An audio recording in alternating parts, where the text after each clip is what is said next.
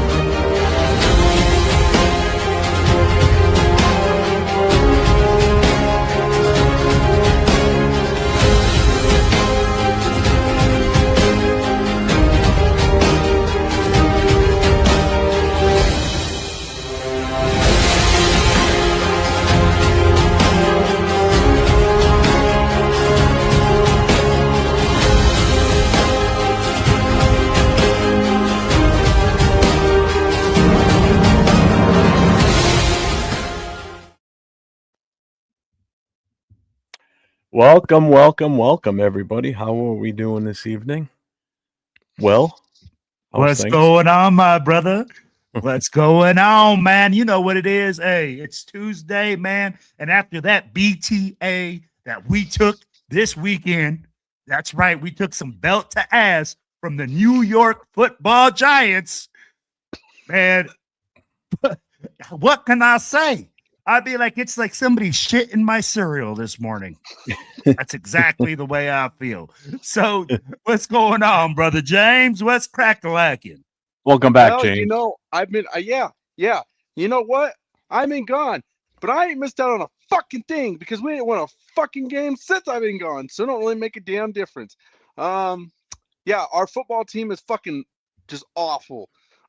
Ashton Genty continues to show flashes of potential greatness, but continues to be held back by our lackluster offensive line and quarterback play. I mean, how many more times is Geno Smith going to throw a fucking hospital check down to this guy? It's so fucking irritating.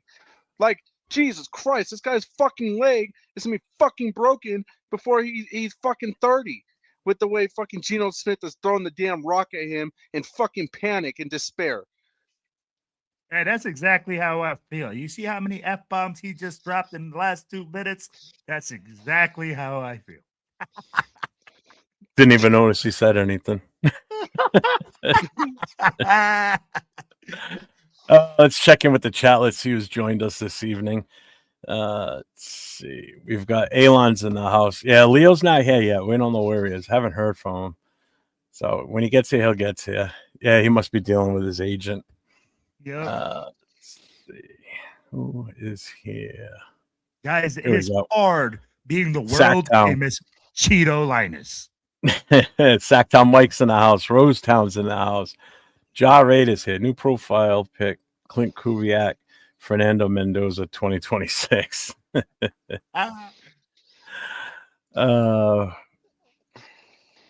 bro. Will, where's the bag? Look up for the bag. The bag's so been retired. Now, bro. It has to be retired right now. Yep. Daniel Berry's in the house. What's going on, my guy? Israel's here. What's up? Accelerator's in the house. Raider Travis is here with us.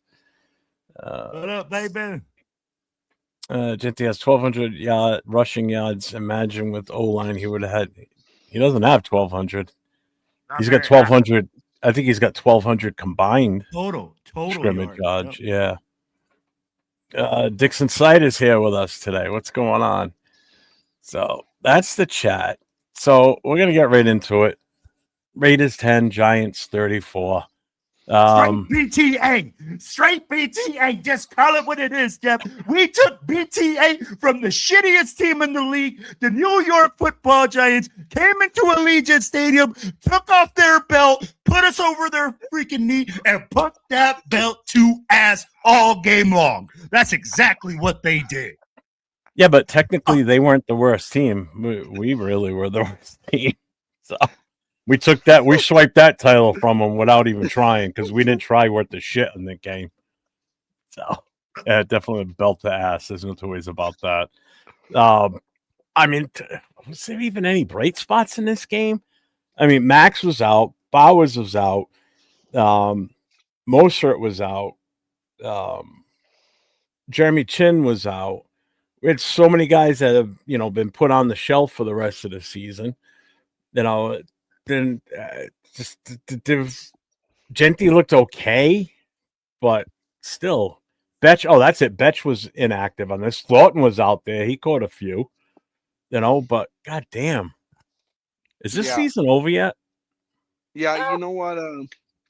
Watching that game, it honestly just screamed one or two things to me. And honestly, it is. I think it only screamed one thing. We're horrible. I think what I undertook the most from the beginning of that game, seeing how many people were inactive and all these things, is clearly Pete Carroll has lost the trust of the team, for one. Okay, because as soon as the game even starts, I mean, the team has absolutely no energy. It looks like we had just truly given up on ourselves before we even walked out the tunnel. I mean, I've seen videos of them, of our players walking to the game, walking into the field to start the game, and there is nothing there. You don't see anybody running. You don't see anybody jogging. You don't see anybody with any kind of sense of urgency to get out there and play. You do not. Everyone is just walking, taking a stroll of their life, like in the middle of the park on a goddamn Sunday morning. I mean, let's just be honest. I mean, from the moment the game started, first series comes, and it's just punt after punt after punt after punt. And I mean, it's horrible. You know what I'm saying? Like, poor AJ Cole, man. Like, if there's anybody who's done a lot more than they expected, it's that guy. That guy's been punting freaking at least 15, 20 times a game, damn near, it seems like. I mean, it's pretty crazy. I know his best player on the team's a punter. Yeah, I know AJ Cole's leg feels fucking annihilated. I just know that for a fact. His leg has to feel fucking annihilated, given all the punts. But yeah, I think the only bright spot I can really take from the game is just Genty's will to win and will to still want to play. But unfortunately, and the reason that sticks out so much is because everyone else around him had just given up. I mean, everyone else had given up. Genty, to me, when I watched that game, on the offensive side of the ball, the only people that seemed like they were even trying to still play, like for a legitimate cause, would have been Genty and maybe Thornton second. Other than you're giving too much credit with Thornton. And I think Thornton still looked a little lazy on it, but for the most part, I'm gonna say Genty is probably the only guy that's really still trying to do something, and I think that's because he's just staying true to himself. I think Michael Mayer was actually showing that he was. I mean, he had 5 targets, 4 catches. I mean, Michael Mayer kind of needs to, because he's working his way to the bottom of the damn depth chart with all his absences and shit. Regardless, right, James? Like you said, hey, we did see some bright spots, but this game, we lost this game before we even came out of the tunnel. Okay, Let's be honest. Everybody said, "Hey, what is going on, bro? We have lost this team." They forgot to get on the plane in Boston after game 1 of the year. They forgot to get on the plane and go back to wherever they came from, because, bro, we've been taking straight BTA since then. No, like this team, bro. We fucking barely beat the Titans. Don't sit here like we gave them belt to ass. We sat here and literally looked at each other and said, "Oh my God, we won this game." Yo, at the end of the day, man, I'm gonna tell you like this: Askin Genty is a fucking dog. This kid is working hard. Every time he runs the football, he runs with intention. He runs with purpose. He falls forward. Our offense, Pete Carroll came out and said it. He had a successful game last game. And what is the first thing that he says? "Oh, we're not going to do that in the game plan next week." What the fuck are we doing? And this is the whole problem. We have no identity, bro. It's like we're an ostrich with our head in the ground. We literally have our head in our ass. We say we're going to run the football, and the kid gets less than 16 carries. You can't do that, man. When you're going out there and the New York Football Giants, who don't have an identity, who suck ass, come in there and give you that type of ass whooping, that just shows you how unprepared your football team was. Guys were running wide open downfield. Bro, my grandma could have lined up in the backfield and thrown some completions. It was terrible. Guys running into each other in coverage. Everybody goes like, what are we doing? I was trying, and so another player, I could not figure out what the hell Palomel was doing. All right, hold on real quick. Shout out to the Raiders starters with a $2 super chat. We don't care about these games we getting paid. That's what it seems like. Because I was at the Philly game, and that's what I saw. And then the following week, we'll come out and almost beat the Texans. I don't know what happened to the team between those two games and then this one. This team's been just in a funk since week one. And even week one, we didn't look great. We won. We could have easily lost that game too. Because we got punked in Philly, bro. We got punked like some bitches in Philly. That's why we showed up with the Texans, because we got out there. Fastest game in NFL history. Second fastest game. That was ridiculous. That was a straight out ass whooping, shellacking, whatever you want to call it. We go up to Philly. We show up straight ass. I mean, we look straight cheeks out there. Yeah. Shout out to Wasted Talent in the chat. Yeah, stock Cam Miller. I'm all for it at this point. When do they have to designate to take him off the practice squad? Because he's still on that. They'd have what till Thursday? I think it is. But then that means someone's going to go. It's probably going to be Gino probably going on the IR because he ain't starting this week. Not with the ankle sprain. He's not playing, bro. I mean, like he's out there already. So throw his ass on the IR. Bring Cam Miller up, and if he starts, he starts. If he doesn't, but get him in the game at some point. You know what? What's up, Tanner Jack? I actually want to see AOC. I actually want to see AOC play, but I don't think it's going to happen. I agree with you. I don't want to see AOC out there because he might win the game. He might win the game, bro. I'm telling you right now, Pete Carroll or the at least general management does not want to win this game. Bro, now I'm afraid you put AOC out there. We could win it, and that's what you don't want at this point.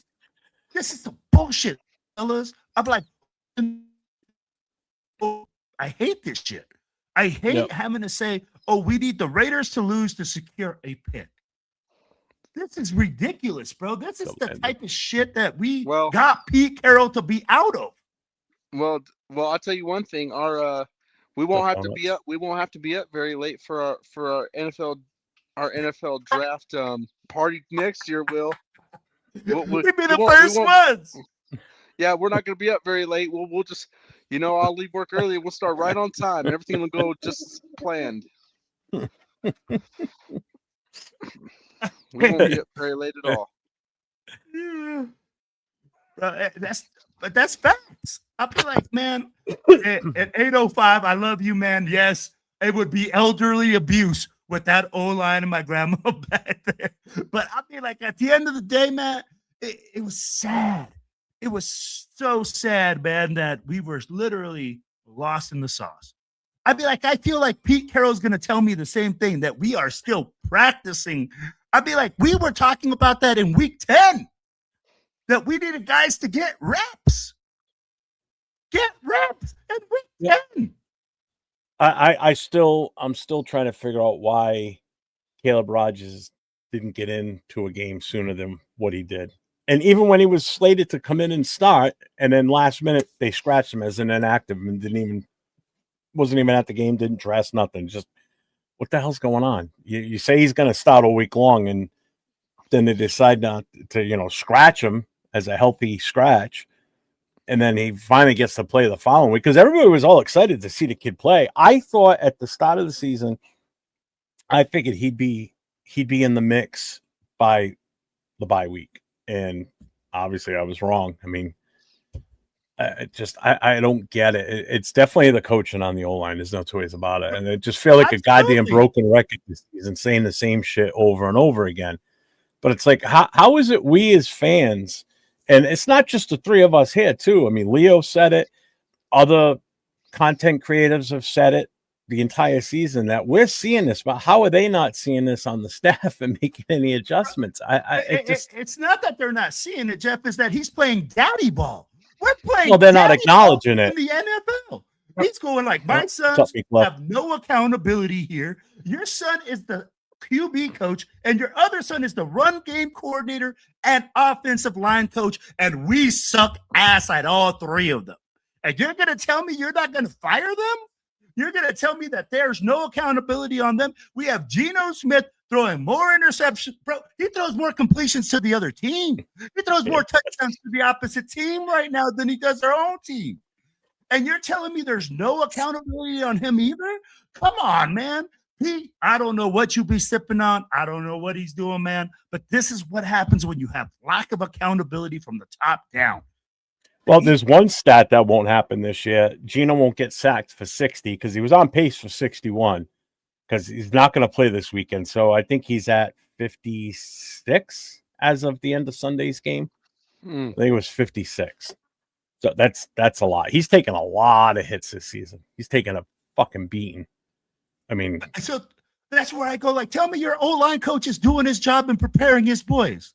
Tell me he's doing his job because, man, both the right tackle and left tackle are giving up the most sacks in this season. I think they're number 1 and number 3 or number 1 and number 2.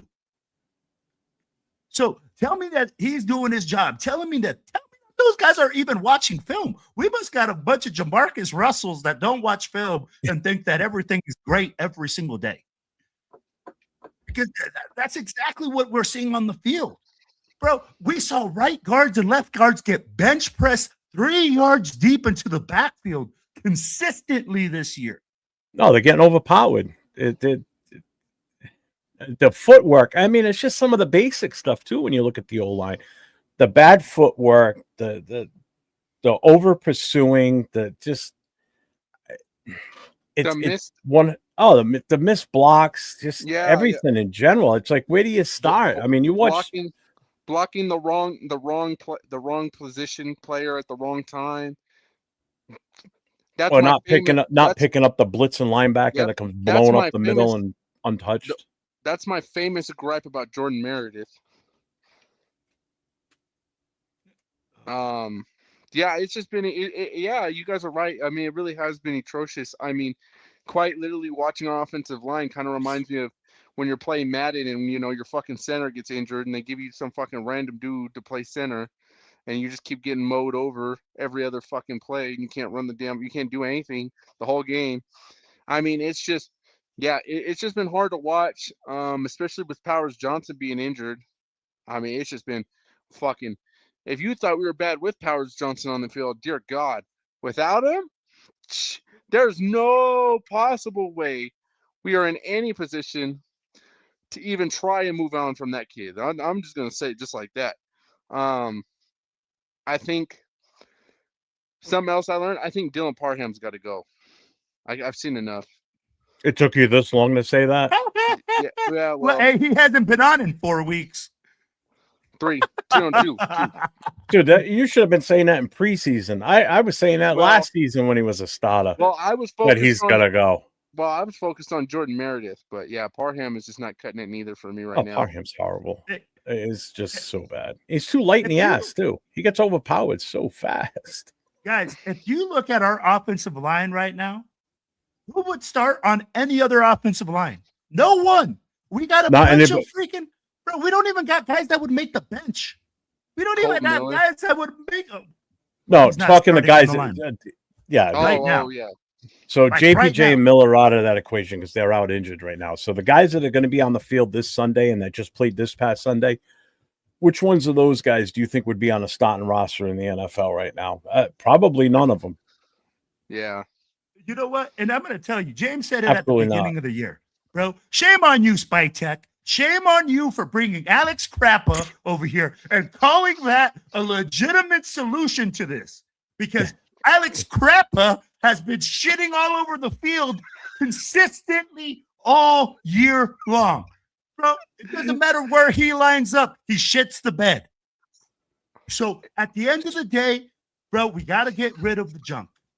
We got to get rid of players, and we got to stop being Coupon John. And I need Big Dong John out there. Yeah, exactly. Spending the big bucks. Coupon John. Bring me guys. Hey, that center from the Ravens, I'm telling you right now, freaking, he better be hunting him down, backing up the Brinks truck. You calling his mama. I don't care what you got to do. You better bring some security to that offensive line next year if you're going to draft a quarterback.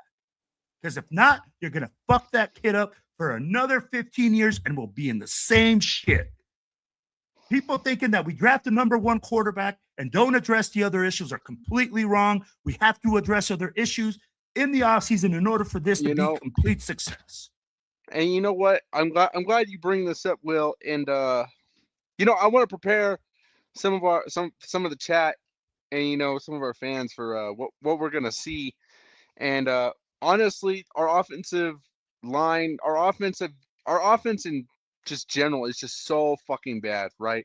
And let's just be honest here. I mean, we have to put so much into the offensive line and get a quarterback now that I would argue that we are going to have to let our defense take a step back because our offensive unit is just so far off the grid that we have no choice but to focus more on that. So our defense is naturally going to end up taking a step back because we're probably not going to be putting as much money into it, which means we're going to be kind of back to some of the old Raiders we used to see, back in like 2019, 2020, when, we could put up some points possibly, but we couldn't stop nobody, and it's just a frustrating thing because that in itself was highly frustrating as well. And it kind of seems like that's kind of the direction we're going to be trending in for our future at this moment, because we got to learn how to put up points. But unfortunately, by us having to direct so much attention into that unit at that side of the ball, I just feel like our defense is definitely going to suffer on the back end. So right now we have the number one pick as of right now, as we speak in this moment. But Miklo's comment is what bothers me. It's not Miklo that bothers me. It's what he's saying makes sense. What are the chances the Chiefs lay down to screw us from getting the first overall pick? And that very well could happen because they're out there top two quarterbacks. They're going to be sitting guys like crazy because they're going to want to be better in themselves with a better pick. So of course they're not going to say it obviously, but they're not going to want to win that game if they can potentially move up too. And in the long run, what do they want to do more than anything? They want to screw us over. So with that being said, and the fact that, and the CJ White boys, right, too. We need a whole new 52. So this is all shit that's going to just cost us. If we end up losing this game or winning this game this weekend to the Chiefs, that's going to screw us over big time because there's other things we need to have happen in order for us to solidify that number one pick. There's a whole breakdown of stuff. And it's quite extensive what really needs to happen to secure that number one pick. But now the whole thing is we had the number one pick. It's tough to sit here like people asking, who do you want with it? Look, until we know what's up with the coaching. So right now, best case scenario, we know we need an offensive coordinator if Pete stays. That's one thing we know we need. So until we decide what's going on with the coaches, to try and come out here and say this is who we're going to take, that's a tough thing to answer. Because do you go with a Mendoza? Do you go with a defensive player? Do you trade that? I think there's so many different options. I honestly think that I think any way you look at it, I think it has to be Mendoza. I really don't think you have another option. Personally, I think your only option is going to be Mendoza, or if you're willing to wait a little bit longer, maybe you grab Diego Pavia. But I think between those two guys, it's going to be one of those. And I really don't think we have another option. We have no choice but to take a quarterback. You've got endless options. You got the number one pick. You can do whatever the hell you want. No. But what you're not understanding is we have to address that quarterback position. We cannot risk the whole second, third round, fourth round, fifth round, sixth round quarterback. We just can't. We're past that. We're so far past that. And I want to just say one real quick. It really pisses me off. We're in this situation. And I'm watching Shedeur Sanders ball out in fucking Cleveland right now. that really pisses me off. I just want to say Oh, that. wait. Whoa. Time out. Your I'm just gonna put that out there. thought Hey, hold on, process hold on. or your assessment of balling out. Please elaborate because he ain't balling out. I'm sorry. Go ahead, elaborate Shedeur because I Sanders think having you're some pretty completely good wrong. games. Look, hold on. That's Look, not balling out. Pull up the statistics.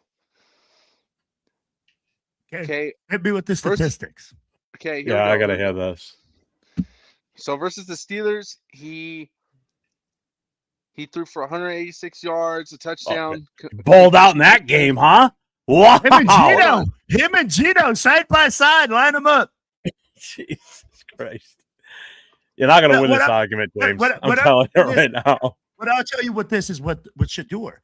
Do you think he would be having the same success if Pete Carroll was coaching him and he was behind this offensive line? No. What Shedeur is benefiting from is that he has players around him in Cleveland and a really good fucking defense that is able to get them wins. You know, and let's just be honest. Right now, James, we are a fucking shit show. And he's in a much weaker division, too, than what we're in. There's nobody, bro, that can come into this team right now and fucking win games. Not with this play calling. Not with this offensive line. Bro, this team has already packed. Bro, I think they packed it up like week 2. Like I said, bro, they forgot to leave Boston.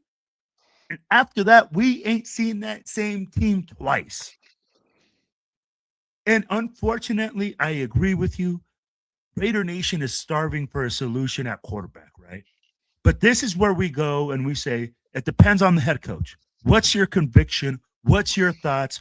Who's your guy? If you really believe in Mendoza and we're going to ride with him, that myself as your GM, because Spytech should hire the head coach. Let's not, we got to unfuck this whole situation where we're hiring people from, one guy is Tom freaking is his boss and the other guy is Mark's boss. No, motherfuckers, there's only one boss. That's Raider Nation, and that's the Raiders organization. That's it. It's not Tom Brady. It's not this other guy. There's one boss. There has to be one boss, and whoever it is, you better make it loud and clear. If it's Spytech that the coach has to answer to, then Spytech, that's who the coaches answer to, and Spytech answers to management. But we got to make a clear fucking cut right there. GM has to pick their coach. You ride with your guy. GM goes like, hey, man, you know what? We need to move back, get more picks. We're going to address it later on. Then let's ride with it. If he goes like, hey, Mendoza's my guy, then we do that. But at the end of the day, man, we need a guy that's a leader, a guy that's going to be at the front of the helm. And whoever it is, the coach has to say, the head coach, whoever we choose. I don't know about what you guys think, but that's just my opinion, guys. Are you done? Are you done with the Shedeur stuff? I mean, I want to hear the rest of his balling out season. You stopped at one game. So where's the rest of his season? Come on. Hold on. Here we go. Okay, so that game versus Steelers, he had a completion percentage of 73.9. Versus the Bills, 152 yards, a touchdown. Completion 69%. Amazing season. Versus the Bears, 177 yards. But so he's averaging like 170 yards a game. I'm going to put it. I am going to say this about Shedeur Sanders. He definitely needs to clean up his INT ratio. So, hey, James, just call it a spade, man, and just say, hey, man, you know what? Shedeur ain't balling. I just made the wrong call. It is what it is. It happens, bro. He's winning some games. I'm not getting paid. You ain't getting paid. He's winning games. And that's why I said. Wait a minute. Is he winning the games or is their defense shutting down the other team and they're just outscoring them by a couple of points? Well, I can't tell you because I don't get to watch Browns games like that because I'm too busy watching our team shit the bed. So, hey, but I'm going to tell you like this. Hey, did Trent Dilfer win a Super Bowl? Yes, he did. So it doesn't matter. If you have a good defense that's getting you the wins, you got to be a good game manager. That's what it comes down to. Exactly. You don't make the mistakes. You don't throw the interceptions. You don't drop the ball.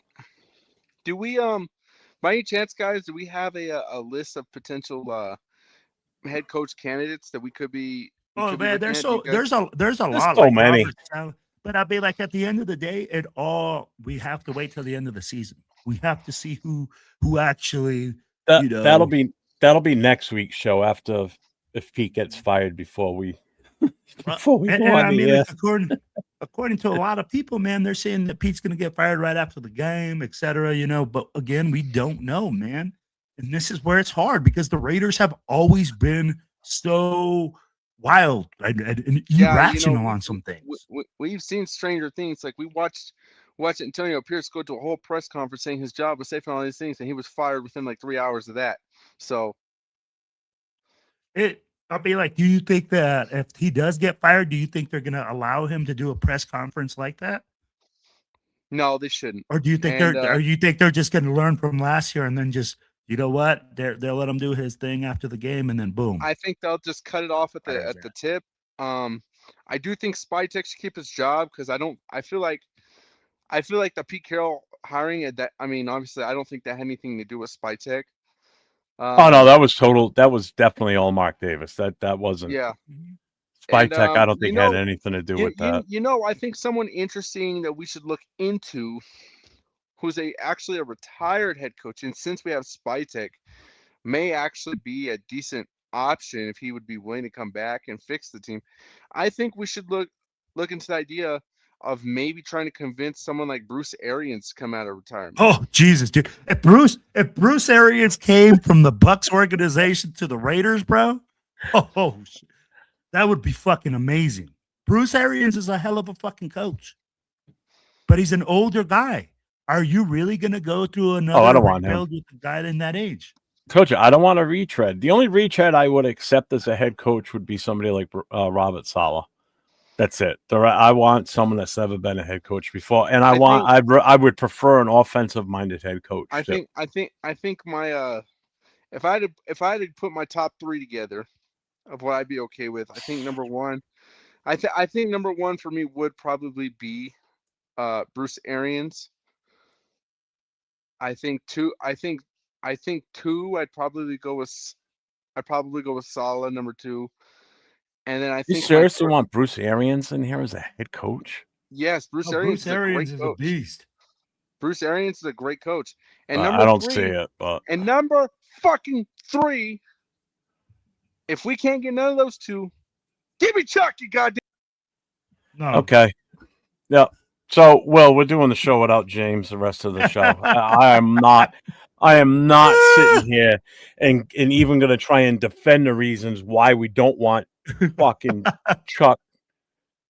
Chucky back here again. Are you shitting me? You think it was bad with what just happened this season? Bring me back. You're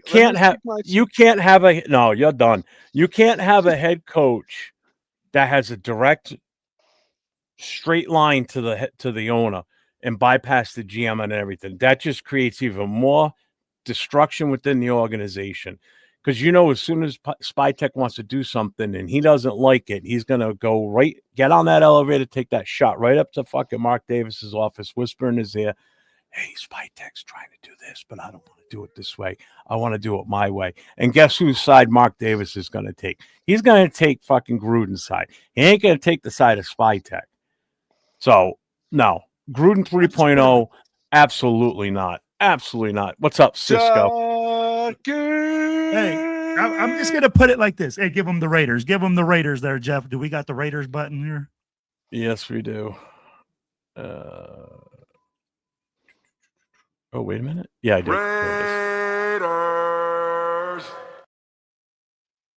There we go. Hey, I'm going to tell you like this, James. What the fuck are we going to get with Chucky 3.0 that we didn't get with 2.0? Like literally, man, I love you to death. Yeah, well, let me tell you something, Will. I'm not into dreams. I'm into nightmares, motherfucker. That's what I'm into. Yeah, and bringing him back would be another goddamn nightmare. Are you fucking kidding me? He drafted terribly.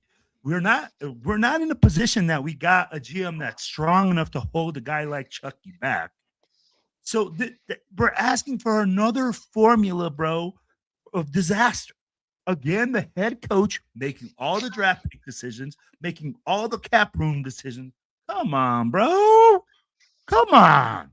You know better than that. What's up, I Jason? feel like you could see it into the future with your glasses. Yeah, fuck. You If we're can gonna tell bring me just- Gruden back, we're gonna bring Gruden back. We might as well bring Art Shell back too, right? Why not? Let's bring all the oldest coaches back that we can bring back. I mean, what the hell? They're all younger than Pete Carroll. So what the hell? I'm not into Art Shell. I'm more into like Hugh Jackson and Tom Cable. Dude, what the hell happened to you for the 2 weeks you weren't here? Did you just like fall out of the stupid tree and hit every goddamn branch on the way down? Because, dude, your takes are just—they're not even good. Well, I don't know, man. That's Cisco, So, I know Cisco agrees with me on Hugh Jackson. I know Cisco agrees with me on Hugh Jackson. Bro, he's been so long at it. Dude, Madden didn't. Why not? So I'm going to tell you like this. I like when you brought up Bruce Arians. I do think Bruce Arians is a game-changing coach. He changed the culture in Tampa Bay. I will say that. I think he can do things like that, and he's an offensive-minded guy, but he's not a long-term solution. No, we need a long-term solution here. We need a guy that's going to be here for a while. Bro, we are Hugh Jackson, bro. Hugh Jackson is not known as a guy that changes the culture. He's not known. He's an offensive, innovative guy. Do you want him back as an offensive coordinator? Do you want him back here so when Mark Davis's passes, he can be out there crying on the sidelines for that too? Is that you want Hugh Jackson back for that?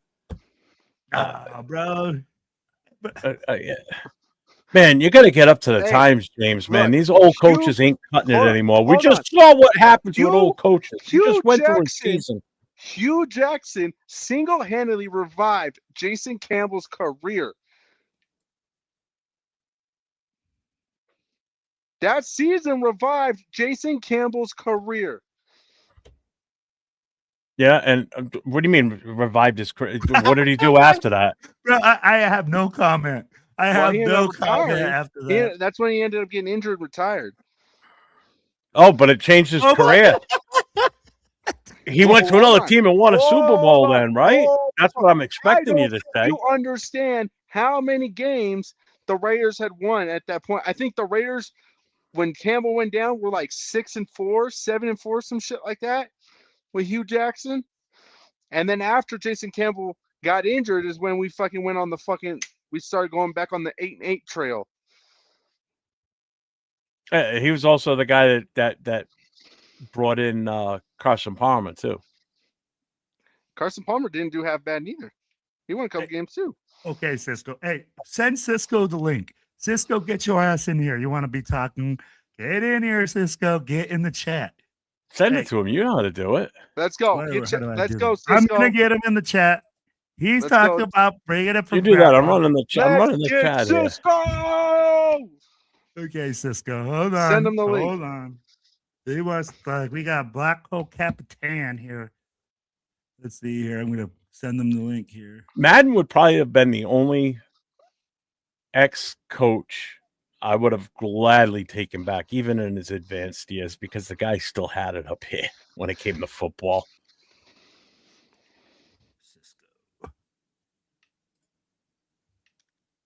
Oh God, Gruden! If we fucking, I can't believe you even threw that name out there. Oh man, what's wrong with Chucky, man? 3.0. I don't need that, bro. We don't need Chucky. All right, hey Cisco, I sent you the link on your Facebook page. Hopefully, you'll be able to join us.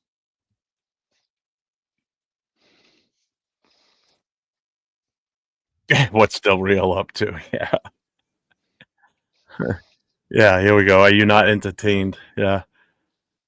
You know what I forgot to do here. Hang on. This is for where is it? Yeah, this is right for there, Jason Marshall. Yeah, I like that. You got nothing. Get the frig out of here with Chucky. Are you shitting me? We were 8-0 with Campbell as QB and Hugh head coach Where wrong was he brought in Carson? Yeah, exactly. What is wrong with Chucky? Yeah, right. What's wrong with Chucky? What's up, Bill? What's going on, man? Tom Brady looks at Gruden one time and says, "Fuck out of my office, security! Get this man the fuck out of my office." What's up, Raider Ryan? What's up, man? So I want to get you fired up even more now, James, because I want to hear what your take is on this. So we're going to move on from the whole number one pick thing, because obviously we got to wait until this weekend's games are over, which all the schedules are out now. We're playing Sunday at 4:25. So that's already settled. There are 2 or 3 games on Saturday too, I think. One of them's Pittsburgh, Baltimore, or they playing Sunday night. I forget. Anyway, so let's. It's the game of the week. Let's bring this up. What do you guys think about him possibly? No, dude, you can't do this to this man. You cannot. I know. I'm just saying that there's rumors. I mean, we got to address it. I mean, what's your feeling on that? So I'm gonna tell you like this: we cannot do this to this young man. He has worked he's gonna join us. He's just gonna join us by voice, guys, because he says he's moving a lot. So, hey, okay. You can't do this to this young man. We all know that when you hit 1,000 yards, you always hit a bonus, unless we have guaranteed this bonus to him, because the young man has been busting his ass. Everyone knows that the 1,000-yard mark is a big mark for a rookie running back.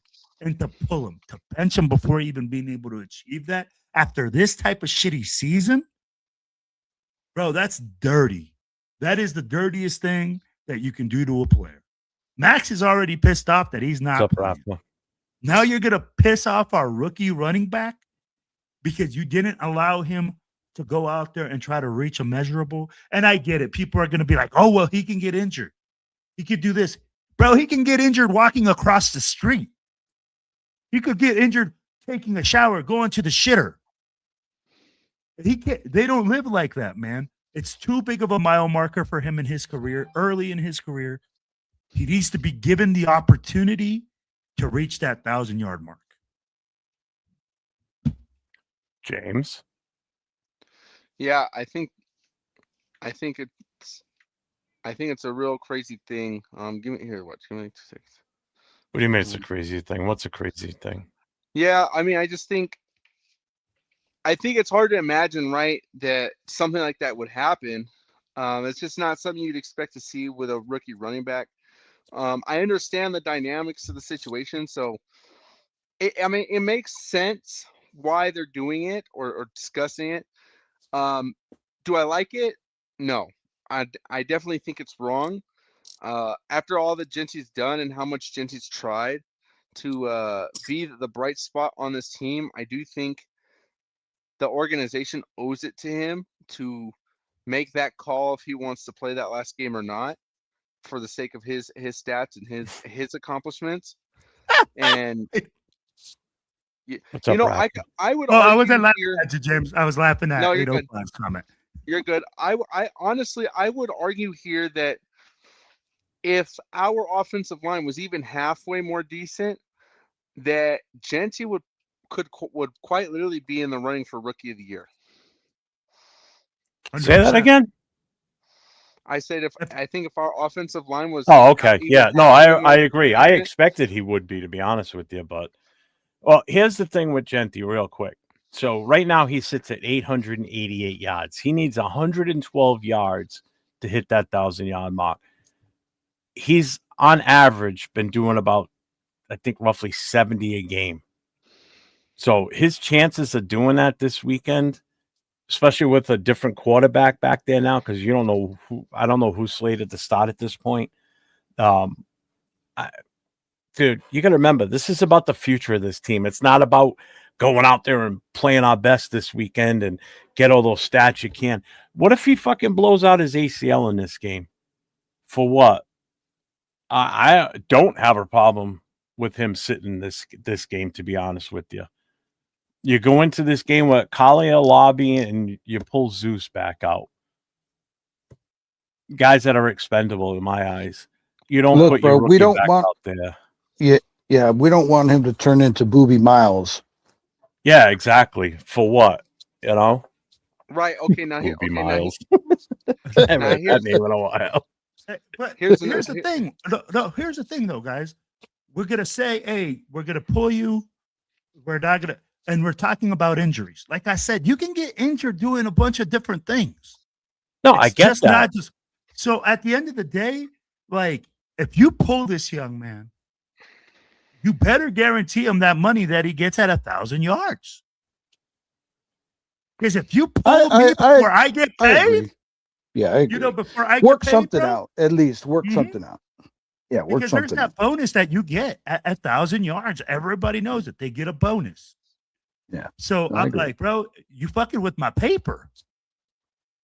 You know, that's exactly what I would be thinking as a player. You're messing with my livelihood. You're messing with my paper.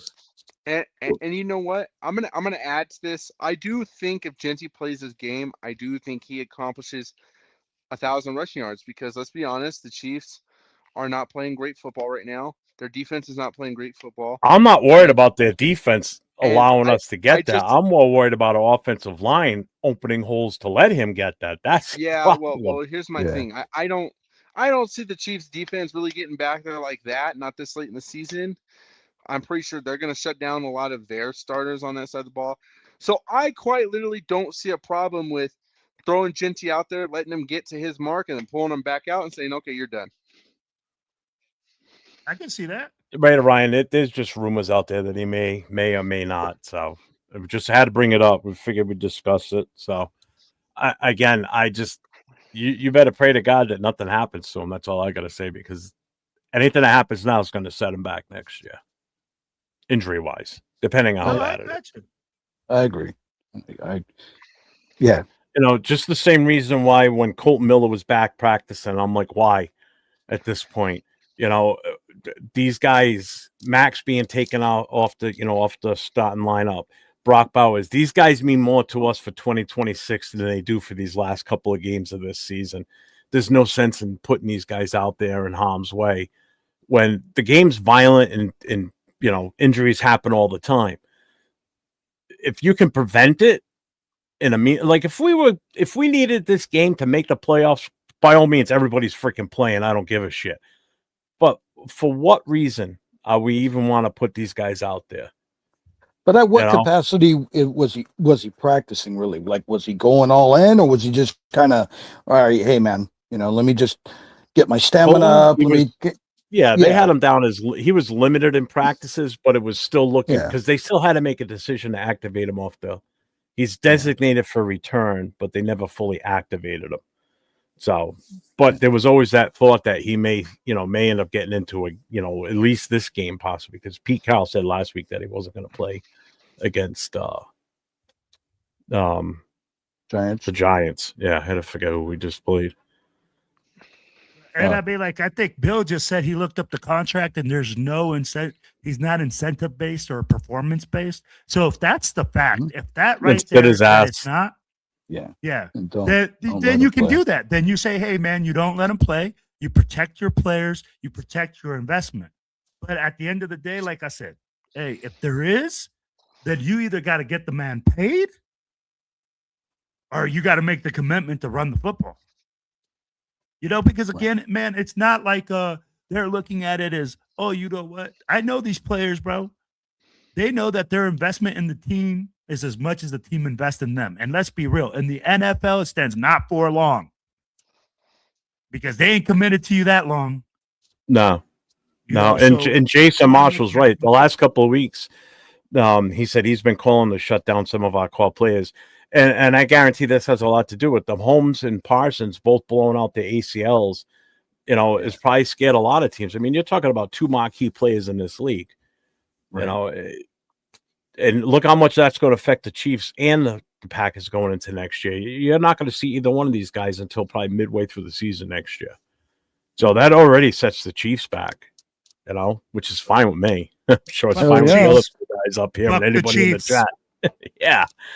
It's like, yeah, I don't want to see guys get hurt, but shucks. What's up, you that know guy? what, though, Jeff? You want to know Yeah. how many carries Ashton Genty has this year? 240. 240 carries, man. That's it. 240 carries is such limited touches. It's insane. Mm-hmm. What a bonus for 60 yards a game. I think you should give some. Should be paid back. That offensive line should be giving some money back.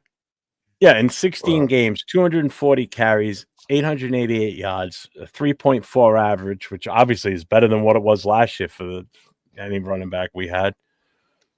I mean, our team average is 3.6 this year. Last year we did what, 2.3, 2.4?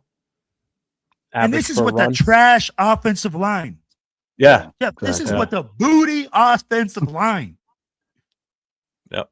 Like literally straight cheeks. Man, he's worth every single penny of the sixth pick, in my opinion.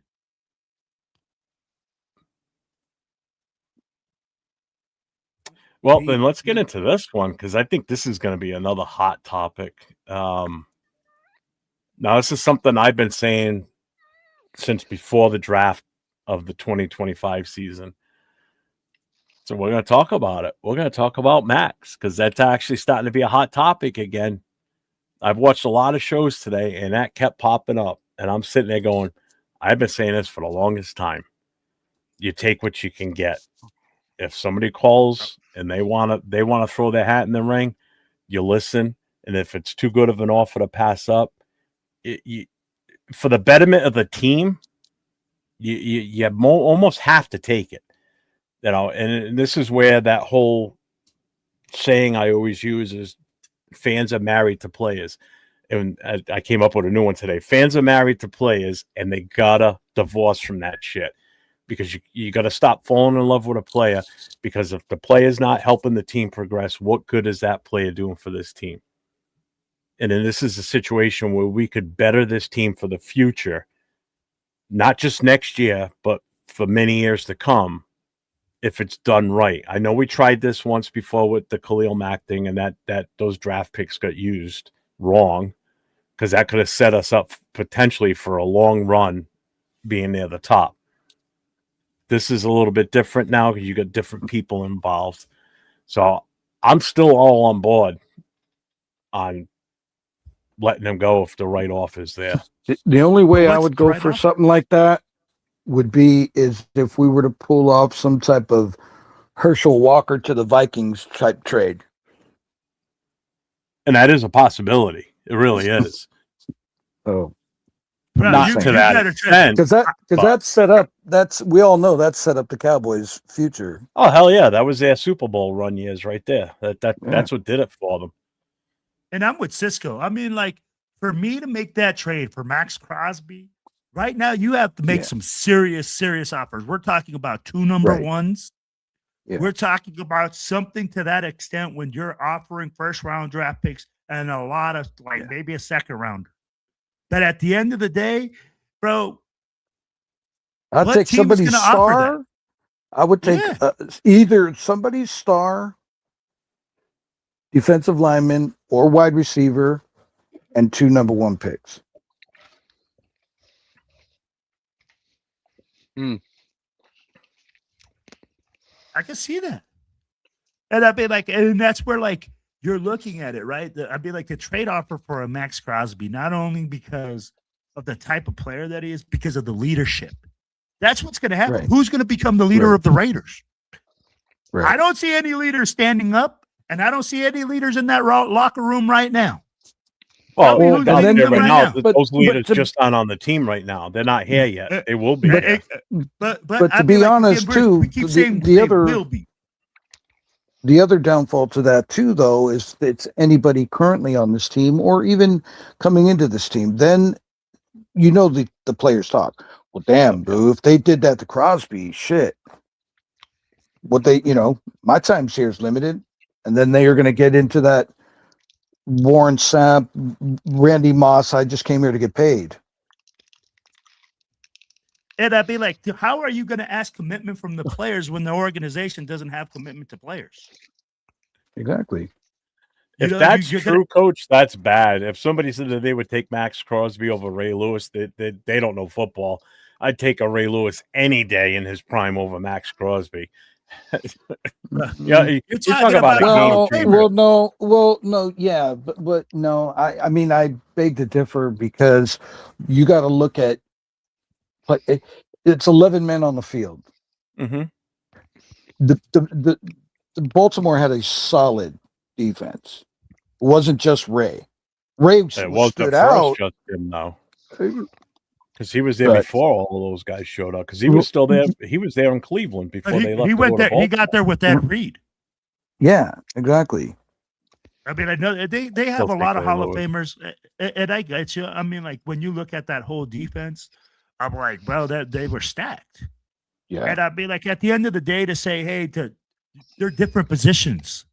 I'd be like, bro, they do different things. You can't ask one player to imitate. That would be like Lawrence Taylor and Ray Lewis. Right. Who are you going to take? Right. Exactly. I agree. You know. So. What's up, Pix? Pix says, I doubt we get more than a first and a second. Teams are putting more stock in the draft these days. Well, and that's the thing. If there's a team out there that they think that Max is that final piece of the puzzle in their defense to push them over the edge, and that's going to help them get to that, then they're going to go all in, especially if they're in a win mode for next year. They're going to do it. And the one thing, hold on, the one thing I'm not in favor of is the whole, we need to send him to a contender because he needs to win the Super Bowl. I don't give a shit who we send him to. I don't care if we send him to the worst team in the league other than us. I don't care. I'm not here to, depend on where he wants to go. No, I want him to go to a bad team. So whatever picks we get for him are going to be good picks too.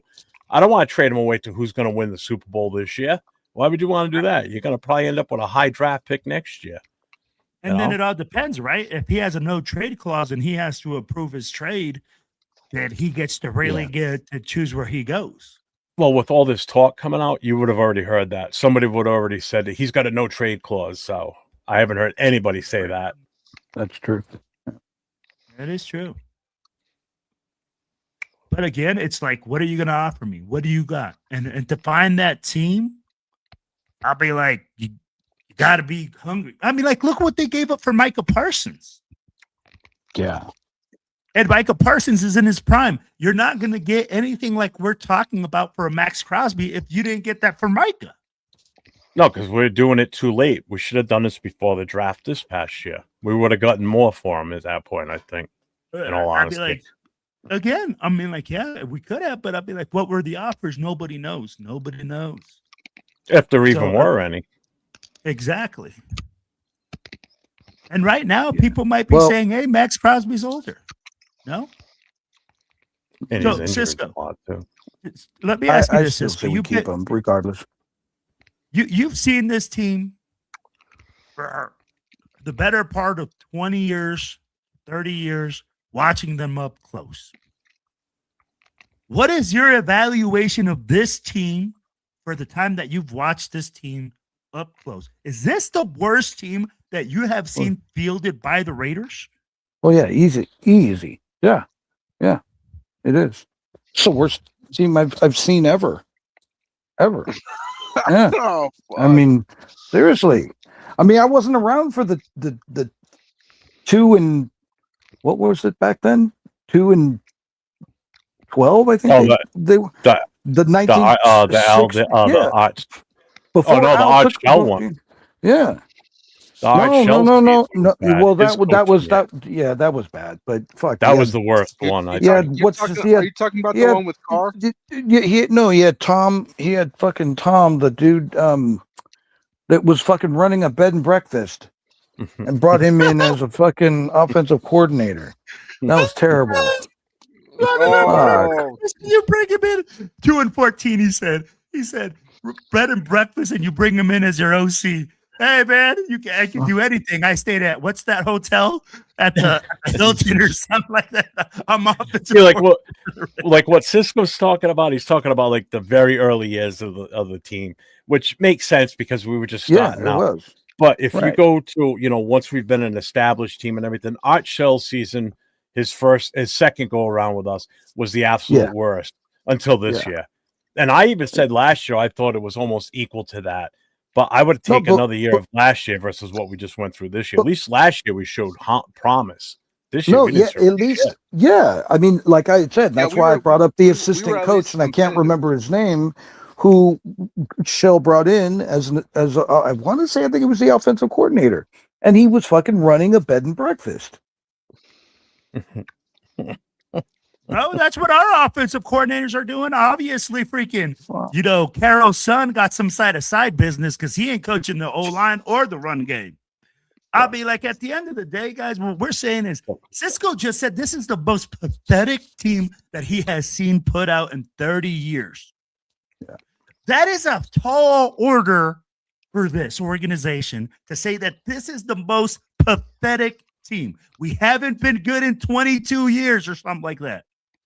Well, that I can remember. Again, I started going to games when I was 17. Let's not talk about to LA. Let's not give a year. And bro, 1987, I started going to games in LA and watching games prior to that, younger. So yeah, this is the worst fucking team I have ever watched. Since 1987? Honestly, bro, since I remember watching the Super Bowl. It's Washington. I was watching Raiders football then. And we were good then. So yeah, since I can remember, this is the worst team I have ever watched play the game of football. So you and Jeff, which are the two older statements on this, bro, you guys both agree that this is the most pathetic team. Elder statesman. They'll call us old. That's okay. But both of you agree that this is the most pathetic team that has been out there. And Pete Carroll is at the head of this. Yeah. Right? And the guy that we thought was going to be the answer. So at the end of the day, man, it all comes back to one thing, in my opinion. It's coaching. This is bad coaching. I get it. Bad everything all the way around from the beginning of the year. Bro, we have had some shitty coaches in those years. From 1983 till now, we have had some shitty seasons, some shitty coaches, but this has been the shittiest of them all. Oh, yeah. Well, I will say this, though. Tom Walsh was that said the guy? it, but I don't remember. Yeah, Tom Walsh, exactly. Yeah. I said it was Tom. Yeah, Walsh. Yep. Yeah. Yep. Tom Walsh. Fuck was I gonna say? Oh, yeah. Fuck. Was it Jimmy Johnson? Yeah. Jimmy Johnson's first year with the Cowboys. Didn't he only win like 4 games? And then turned it around. Obviously, we just talked about the Marcus Allen the Herschel Walker trade. But we have seen people turn organizations around their second, third season. The dude in fucking Detroit. Cisco, you really think Pete Carroll has 3 seasons, bro? He's gonna be in a casket in 3 seasons. No. I know. But I would say at least give him one more. Give him one more year. Who are we going to go out and get? Honestly, who's going to want to come to us? Honestly, unless you're looking to get paid.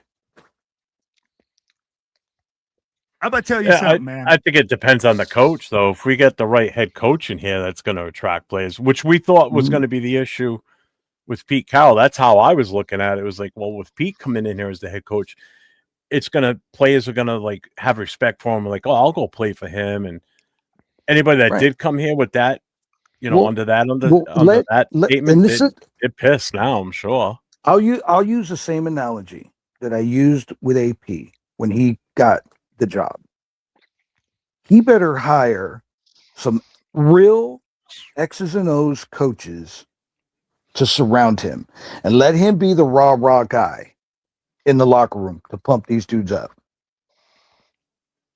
That didn't happen. So I think out of who Pete Carroll is, I think we can do the same thing. He just needs to be able to hire his own coaches. Well, like minus his son. But if we get some good Spytek works with them, Brady, whatever, I don't care. If we get good coaches in there, man, I think we're good. I honestly think we're good. If I could win the lottery right now and say, okay, who would I go out and get? I would seriously say, go get my boy, because that's what you guys trying me to get in here, right? I would get my boy Hugh as OC, not a head coach, as OC, and I would get go get our guy in Europe, Del Rio, as defensive coordinator, because I think Patrick's going to be gone. I know they're old treads. I don't want anybody left. But they're going to give you that respect. Del Rio's a fucking East Bay fucking guy. He knows. Hugh loves this organization. He knows. Pete Carroll's respected. So I mean, yeah. I mean that's my view. Because again, I don't watch college football as I used to see who are some of these bright young coaches, defensive coordinators, etc. So yeah, I mean, that's my wish list. Yeah, I just looked this up too. Jimmy Johnson in 1989, his first year, they were 1-15. Then he went 7-9, 11-5, 13-3, 12-4, 12-4. So yeah. So how they had one Jimmy bad Johnson year. At that time. Well, how old was Jimmy Johnson at that time? Oof. I'm thinking he had to be in his 40s, maybe. Possibly. Yeah. That's my biggest thing. Okay, that's my biggest he's thing. 82 now. That was 40 years ago. So yeah, he was 82 now. We don't have the time we don't have that time to wait with Pete. No. Well, no. Well, see, that's what I'm saying. Then we, groom some young wildcat, some Thundercat guru, I hate to say it, but he's home, like what a Chucky was. Yeah. Quarterback coach for Philly, or no, he was a assistant quarterback coach with the Niners, then went to Philly, was, I forgot what his title was there, but, basically, get a young fucking guru, guy that's been sitting on the sidelines and working the game. You know what? I like the idea that Cisco has of bringing a young head coach and having two older statement to help him out. Yeah, to navigate, mentor him. Offensive coordinator and defensive coordinator with the solid pieces. That's what AP didn't have, right? We all can agree that AP came in and you bring in freaking Luke Getsy, who was straight ass cheeks with the freaking Bears. The only reason they led the league in rushing was because freaking their quarterback was running for his life consistently. And that's the whole reason we brought him over, because he had the number one running game, which was absolutely idiotic with the non-mobile quarterback. So I'll be like, I can see what you're saying, man. Bring in a young head coach, bring in two solid offense and defense coordinators that are seasoned. Yeah, but I'd be like, can mentor him just like everybody else. Cisco, Bill M just asked you a question. He goes, who does Cisco want as head coach? Man. Oh man. Well, I hate to say it because I hate that fucking team, and I'm back in the Bay. I'd take Solace. I would. A lot of people like Robert Saleh, but again, then we've been fucking hit with that. North Turner, fucking your guy there in your backyard, fucking McDaniels. Those guys are great. Don't forget about Lane Kiffin. Yeah, those guys. Well, he did okay in the college ranks as a head coach, but I think there's some guys that are just coordinators. Oh, McDaniels is a great offensive coordinator. That's what I mean. That's what I'm talking God about. awful head coach. Yes, that's exactly what I'm talking about. So Salas, I mean, he's obviously he's a badass, but again, look at what he did with the Jets. But again, it was the fucking Jets. I mean, we're in that bubble now. We haven't done shit in over 20 years. People are looking at us. We're right there with the Browns now. I mean, come on. So you ain't that's lying. At least for us, it hasn't been since 1969 that we won a Super Bowl. So that's a good thing. True. I get you. But I mean, we're approaching that. Yeah. Fuck. So that's my take. That's my take. Is I would love that guy. I love his energy. I think he's a very good coordinator. He knows the game. But you're gonna roll that dice. I mean, I honestly I don't think he's going anywhere. I don't think he's going anywhere. You don't think he's gonna get fired? I don't honestly, guys, seriously, I don't want Pete fired. I just think he made a dumb move by hiring his sons. And we all know now it was Brady's idea to bring in Chip. It wasn't Carroll. So where do we stand there? Okay. Maybe Carroll wanted somebody else. And they were like, no, I really want Chip Kelly, which I didn't. I thought it was going to be a great fucking move. But we all it wasn't. Most people did, yeah. You know what? This right here, that right there. Oh my goodness, bro. That'll never happen. If we can bring Mike McDaniels, right? Or what is it? It's Mike, right? Mike McDaniels from Miami. Yeah, okay. From Miami? If the Miami lets him go and he comes to for Pete Carroll's offensive coordinator, woo, baby. I'll be like, hey, we could be racking up some major points with that dude. That dude can definitely make a play call. Guy that looks like Mark Anthony. Yeah. Yep, exactly. When he went to Miami, he started grew his hair out like Mark Anthony, and I'm like, dude, is that Mark Anthony? Anyway, but no, I'd take him. Fuck yeah, I'd take him. That dude's awesome. I mean, look at him and Houston's coach. He was the defensive coordinator. DeMeco Ryans. DeMeco Ryans was their defensive coordinator. Salas took over, and fucking Mark Anthony was their offensive coordinator. And then he got the job in Miami. Was Mark Anthony in Tech with the Texans? No, Slovic was. Bobby Slovic was their offensive coordinator. Oh, well, what was Mark Anthony? I thought he was. You sure? What was he? Mark Quarterback coach? Yeah, he's some type of quarterbacks coach somewhere, I think, before. Right no, he came from the Niners. Mike McDaniels? No, I can't think of the coach right now. The current coach for Miami. Yeah, Mike McDaniels. Yeah, Mike McDaniels. Yeah. He came from the 49ers. Wasn't? Yeah, he was the offensive coordinator for the 49ers. Yeah. Before he got the job he's in part Miami. of the Shanahan tree. Yeah. He's part of the Shanahan tree. Yep. And that's where Saleh came from too. Exactly. Yeah. They both left around the same time.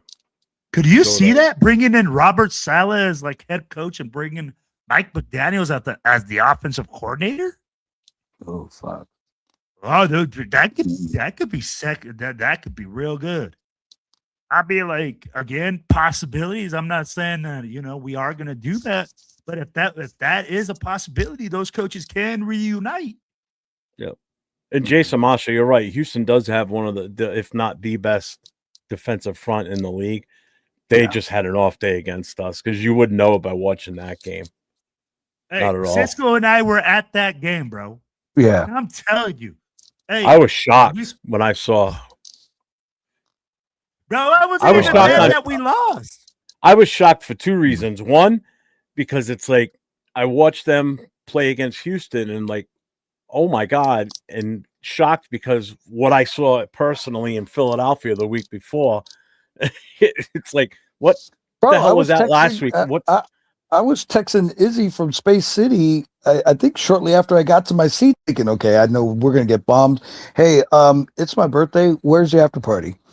So, but then the game we were going neck and neck. Exactly. We're going neck and neck, and I'm like, okay, well, shit, I might be staying. Yeah. Fuck.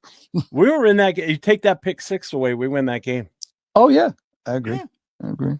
You know, we were in it right to the very end. We have it, and that's we said this last week. You know, normally when something happens like that, like a pick six, as soon as we're down by 7 points, we just come out flat after that, and we can never recover. And that's been the problem all season.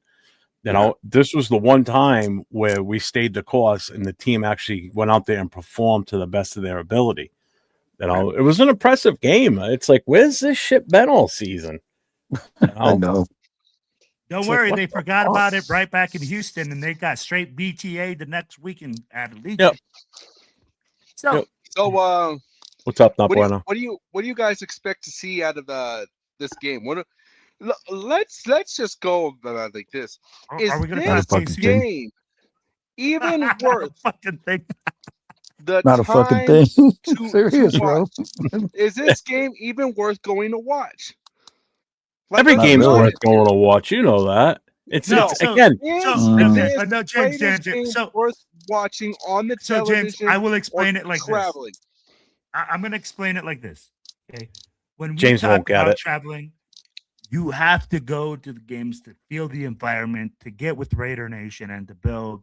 It's a different aspect, right? I get that the game is shit. I'm going to tell you like this: the product on the field is terrible. But the environment and the camaraderie and the brotherhood and the sisterhood before the games, when you're in a different city, when you're in that environment, is absolute worth every penny when you do travel. Yes. You do get new. It's like I say, it's like I say all the time. It's like I say all the time. It's not where you're at, it's who you're with. And unfortunately, there's a little twist to it. It's where you're at watching this terrible game, it's who you're with and the camaraderie that Will was just talking about. Mm-hmm. Yeah, and I get it, James. Nobody wants to go watch the team lose. I hear you. We're a bad team. I hear you. We understand that, right? We're in the black hole, like we for sure get that.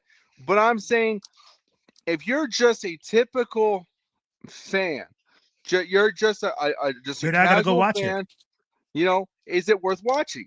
If you're a casual, we're diehards, so it's a little bit different. We're gonna watch it no matter how bad we suffer and how much we hate ourselves for it. We're gonna watch no matter what. But if you're just a casual fan, you know what I mean? Well, a casual fan of football is not going to go spend that type of money to go see the Raiders. They might be going for different reasons, to see the stadium, to go see fucking Circus Olay, the Blue Man Group, some bullshit in Vegas. Would somebody pay that much to go to Oakland? No. But, however, Will knows, I can't remember his name, our buddy from across the pond came solo cholo to a team that's doing fucking third. Yeah. He fucking came. We met him. He was at the bar, and I just started talking to him, and I had the accent. I'm like, "Oh, where you from?" He goes, "London." I go, "Oh, shit." I go, "Hey, who you with?" He goes, "Myself." I was like, "No way."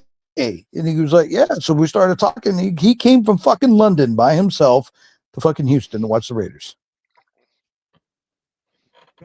And James, you asked Martinez, that's cool, man. I'm going to tell you like this. What we're going to watch this Sunday is the Raiders take straight BTA. We're going to take belt to ass on purpose. We're going to secure the number 1 pick, and we're going to move on into the offseason. That is exactly what you're going to see. You want to know? Hey, man, I hope we go in there. We show face at least. And I hope to God that the Chiefs just don't put belt to ass to us with the backup quarterback, with the freaking backup running back, with every second string player that they have. But are we going to go in there and we're going to show domination? Yeah. Are we going to go show domination? Are we going to go show that, hey, this is the shit bowl, James. We just lost the toilet bowl. We lost the toilet bowl. We lost the at home. The fucking Giants, bro.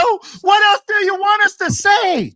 James, this is why we're saying this next game, the whole team has to quit. The Chiefs have to literally not walk into the stadium not to win that game. You know, that's when I knew the season was shit lost to Shador. Exactly. When did you lose to the Browns? According to James, he balled out though. No, he balled out. No, he did not ball out. I just saying that because James was on here. No, he was terrible. He had a 50-something% quarterback rating. It was just that one pass. He had like 200 yards because of the screenplay. Yeah, exactly. So that was but I mean, come on. But when we lost to the Browns, bro, I was like, come on, like, dude, what's going on with this season? We're talking about the Raiders. We make Uncle Rico look like Joe Montana. Yep. I mean, like, if you don't, we're the fix-it game. We keep saying it, James. If you've been watching the show, the team circled the Raiders to turn around their season. No problem, guys. Yep. We got practice next week.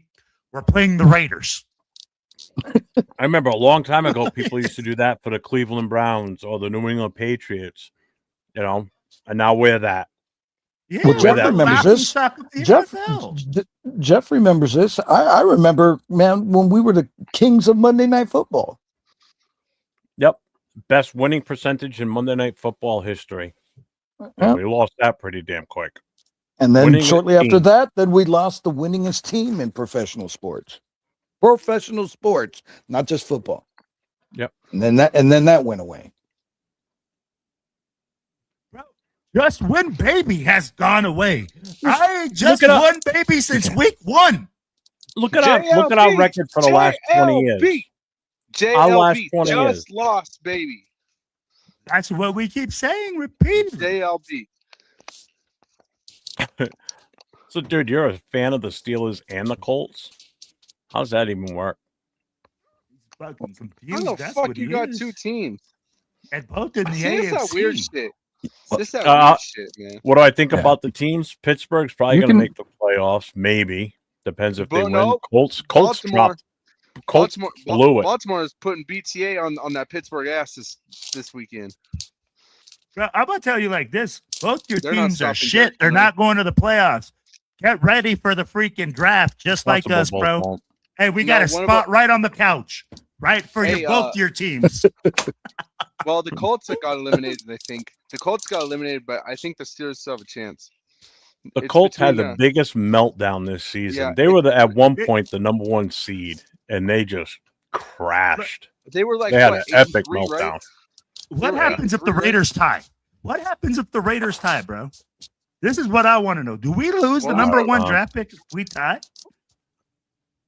Well, we still have no win.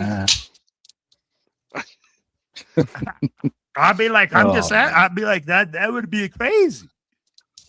And just with our luck, we would tie and be the number 2 pick. And that's why I don't want O'Connell to play, because O'Connell will probably give us the best chance to win this game at this point. And normally I'm all in for winning, but at this point it's so close, and we can't take a chance of having something screw it up. This is the first week where the loss is going to feel like the win. Yeah. Hence the thumbnail. We're in first, but in the wrong way. We're number 1. This sucks ass, bro. I'd be like, literally, people are cheering for like JOB. That's exactly what people are going to be saying. JOB, just lose, baby. Let's get out there and make sure we shit the bed today, guys. Tankathon. You know what? That's a good question. I don't know if Kelsey's going to play. I mean, he played the other night. But... He's going to come give us some BTA, bro. He's going to come. I mean, he's going to pass to the Raiders. I mean, they're talking about him retiring after the season. So, I mean, I wouldn't be surprised if he's gone. Yeah, me too. So. I'm done with him. Travis Swiss and his husband is going to come up to the show, put BTA to the Raiders, and ride off on their fucking unicorn. Oh, you mean his fiance that has a body of a 12-year-old boy? Exactly, that man-child. So at the end of the day, bro, that's exactly what he's going to do. He's going to come in there, probably have the game of his career. I'd be like, we might make this dude look like Tony Gonzalez. Go out there, grab a bunch of catches, and fucking just blow us out of the water.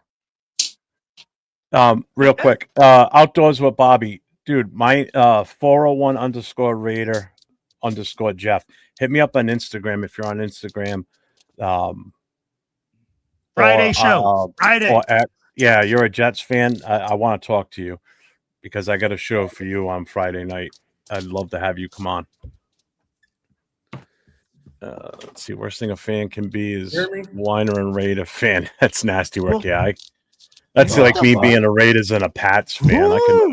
Bro, this is what I don't understand. How do you cheer for two teams that don't even like each other? I see that all the time here, honestly. And it's mostly older dudes, because they were like, well, wait, before 1960, the 49ers were the only team here. So they were my team. And then the Raiders came, and then I became a Raiders fan. And so and then they moved away, and I'm like, fuck, I don't want to hear that, but whatever. But yeah, I don't really hear it from younger people my age or younger. I don't, but yeah, it's sickening. Well, that's like around here. There's a big following of Giants fans around here, because before the Patriots were a thing, the Giants were the only game on the market around here. Yeah. So that's why there's so many. I could get people give me shit for. I'm more of an A's fan, but I do like both baseball teams, and I get shit, and I just give them the old Howie Long line. I said, look, baseball is America's pastime. Football is America's passion. I only have one football team, and I will always have only one football team. And it's true. Baseball's fun, and I like watching it, but I don't get into it like I do football. It's a pastime. Up, Jack. It's busy. But man, we got a lot of people in the chat here that aren't Raider fans. That's insane tonight. That's awesome. It's because Cisco's on, bro. Oh, come on, easy. Well, I hate to disappoint you guys, but I got to finish packing for my trip to go see my team. Well, before you take off, I do have a question for you. Sure. Sure. Hey, look, man. She told me she was 18. I don't care what she says. What? Oh my. What's any big events going on this weekend in Vegas for TBH? Big as far as big. Well, I mean, it's always big when it's us, right? No. Mm-hmm. Honestly, just at Troy Bar. We are working on some things, but I don't want to spill the beans. But it doesn't look like it's going to happen. Yeah, stay tuned. Stay tuned. Same bat channel, same bat time. Just Troy Bar, Carnival Court, Saturday from 1 to 4, and then Troy Bar Saturday night. And that's it. All right. Then tailgate, just what, J-Lot? Oh, yeah, of course. J-Lot. Yeah, J-Lot, tailgate with friends over in J-Lot, right across from In-N-Out. In the whiskey, J-Lot, right against the wall. Yep. Okay. We will be there. Have fun at the last game of the season. Enjoy it. Are you thinking about coming out for the draft in April? Yeah, I don't know. Maybe, possibly in Pittsburgh. So I'm going. I definitely plan on going. Yeah, maybe. So. Maybe he says. We'll see if we can't convince the Cisco kid. Well, you're coming to New York next year too, right? Yeah, that's what I was going to say. That I definitely got to do that. Definitely, I need my New York itch. I haven't been in so long, but I may make that a week, just so I can go do what I do, see my folks out there, and then do my Raider peeps.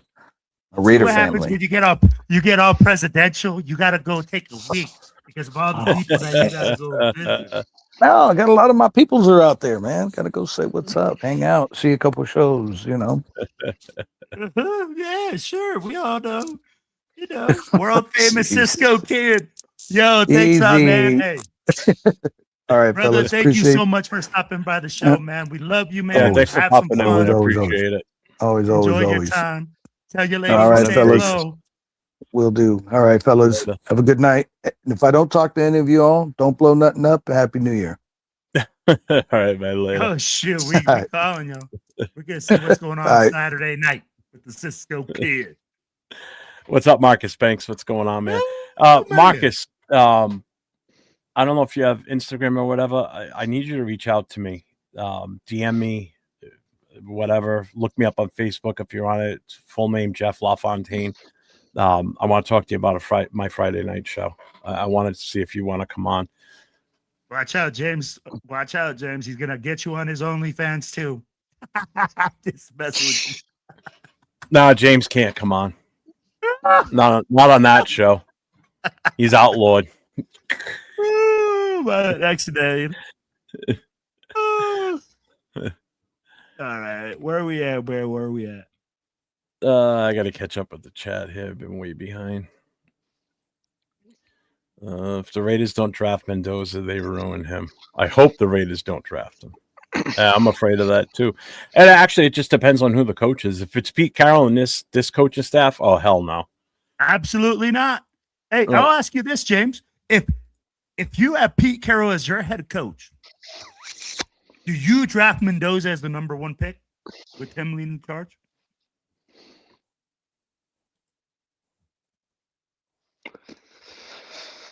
No. First sane thing I've heard you say all night. All season. So I can't.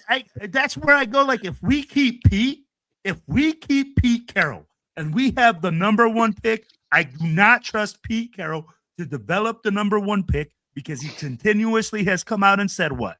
I am not a developer. I am not here to develop players. I am here to win right now. That right there is an immediate red flag for me if you draft Mendoza and keep Pete Carroll as the number 1 quarterback. If Pete Carroll's still here, then I'm in all honesty, what I would really like taking at that point is either trade back or just take Caleb Downs at that point. Solidify the secondary. Just nail it. I'm with you. Or just take BPA. Or take BPA that's not a quarterback. I'm there with you. I think you'd have to trade back. I think you need to take a. I think what I would probably do, honestly, I think you'd probably need to take a. I think I would trade back, and then after I trade back, I think I would probably take a. I think I'd probably take a guard or a tackle. I'm there with you. I think that's the first. If Pete Carroll is our head coach next year, I'm trading back. I'm getting more picks, and I'm drafting offensive linemen. I'm drafting the best offensive linemen. We'll go another year with Gino at that point. Yep. I just don't trust his staff with a rookie QB. But they got to do something with the offensive line coach. And keep Brendan Carroll in charge of that. You know what's a viable option? A viable option here is just fire Pete and be done with it. Let's just be hypothetical, right? Let's say we do end up keeping Pete. Okay, let's just say What's we up, do end up keeping Gojo? I think a very solid secondary plan would be we trade back, we take a tackle, and once again, we explore the quarterback position in free agency. And I would say our best option would be to go on a limb and grab Russell Wilson. Wow. All right, any credit I just went right out the window. So hey, but I really think I can see what James said. I think that's the most realistic thing. You're going to get Russell Wilson for a bag of chips. You're going to trade back. You're going to have between Russell Wilson and fucking Geno Smith, it's going to be the quarterback carousel. Whoever plays better is who's going to play. Both of them have worked with Pete. I mean, fuck. If you can't win with both options on the table, I mean, you're definitely not going to win at all. I agree, Jason. That's who I'd want, to be honest with you.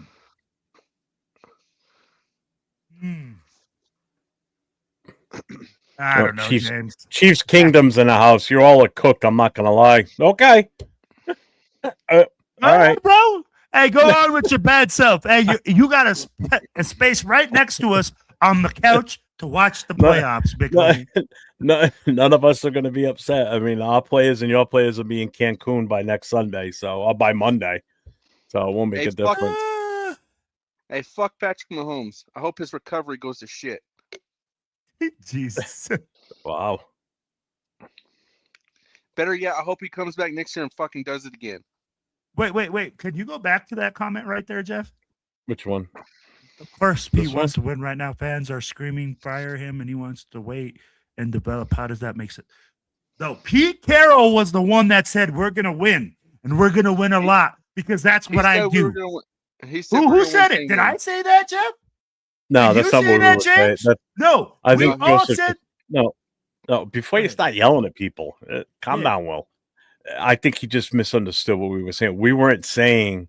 We were saying if Pete Carroll is still here, we don't want to take Mendoza because we don't want to entrust him with a rookie quarterback.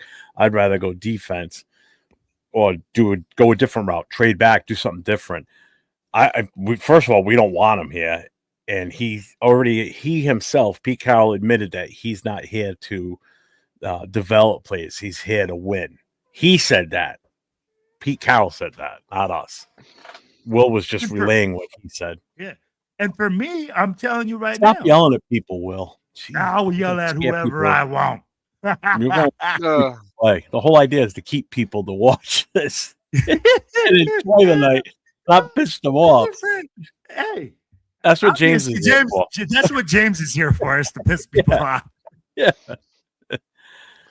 Actually, I pissed him off. I pissed off the Chiefs Kingdom guy. Go ahead and find his comment right there. He's pretty pissed off. James, and that's that's really far from my age. Yeah, bro, they tell you look old as fuck. That's really far from my age.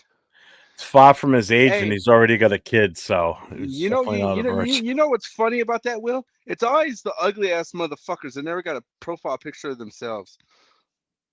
Yeah, 100%, 100%. It's always ugly motherfuckers that refuse to put a picture of themselves on things. Job Raider, he goes, I just jumped off the roof after I heard Russell Wilson.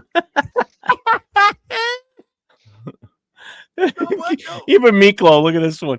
With all due respect, James is stupid. That's the whole Russell comment. No, Russell. Everybody hates Russell. James. Nobody wants him. Nobody wants to ride with Russell. All right. What about Jameis Winston? Bro, nobody wants some freaking guy that's stealing crabs. I'd be like, the guy could give funny as hell. I'd be like, hey, as a leader in the locker room, he is funny as hell. And he gives some speeches that I would fucking laugh at in depth. But as a leader in the fucking locker room, bro? No. We just don't have it, James. I mean, honestly, it would be better to run it back with Gino if Pete Carroll is here. Bro, this guy, he's not going to develop anyone.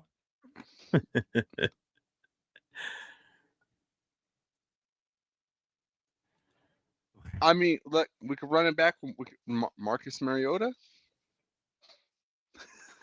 Marcus I saw Mariota, that. Over a lot of guys. You guys see the video where the Raiders players? Yeah, that was fucked up, man. That was fucked up. Well, you know what was even more fucked up too, though, in all honesty, was that I guess it was before or after, I forget where, but when Jamal Adams running out of bounds bumped into one of the Giants coaches, and he held on to him so he wouldn't fall. But they were just talking, and then all of a sudden Jameson Winston comes over and just starts getting in Jamal Adams' face and screaming at him and pushing him. It's like they weren't fighting or anything. They were just talking, you know? Bro, for me, what are the refs watching, bro? Literally, the guy gets assaulted by the whole team on the sideline. Yeah. And not one fucking flag comes out. No, it's because it's us. They don't like us. It's us. Literally, the guy sprinted 50 yards to go see the fight. It is 10-on-1. And you're going to tell me that there was nothing shady going on there. Bro, this was ridiculous, the way that the refs were calling stuff. It says, what it says? Says the dude suggests to start your team. Yeah, it says the dude suggested, that suggested Russell Wilson to start with your team, no line. No. All right, better yet, let's do this. Will, would you like to hear a list of the free agent quarterbacks for this coming up season? Well, after Sunday.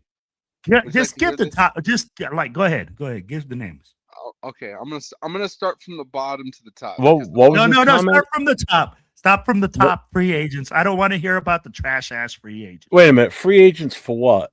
Free agent quarterbacks. He said. Dude, they're all garbage. Don't even waste your time. They're all Here shit. We got What's the top Daniel. three? Top. We got Daniel Jones. Trash. Okay. We got Aaron Rodgers. Too old. Then we got number 3, the top 3, Russell Wilson. Oh, just fucking stop the list now. Bro, Hold you on, cannot give me a list like this and tell me that we're going to address the quarterback situation in free agency.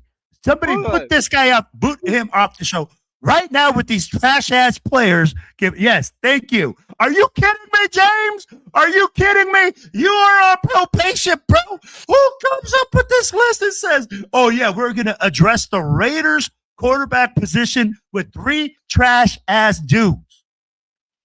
Bro, we need to stop recycling players. Hey, give me 2. We are not the dump. Let me give you 4 and 5. Let me give you 4 and 5. Number 4. Top 4. Number 4, Marcus Mariota. No. Okay. Number 5.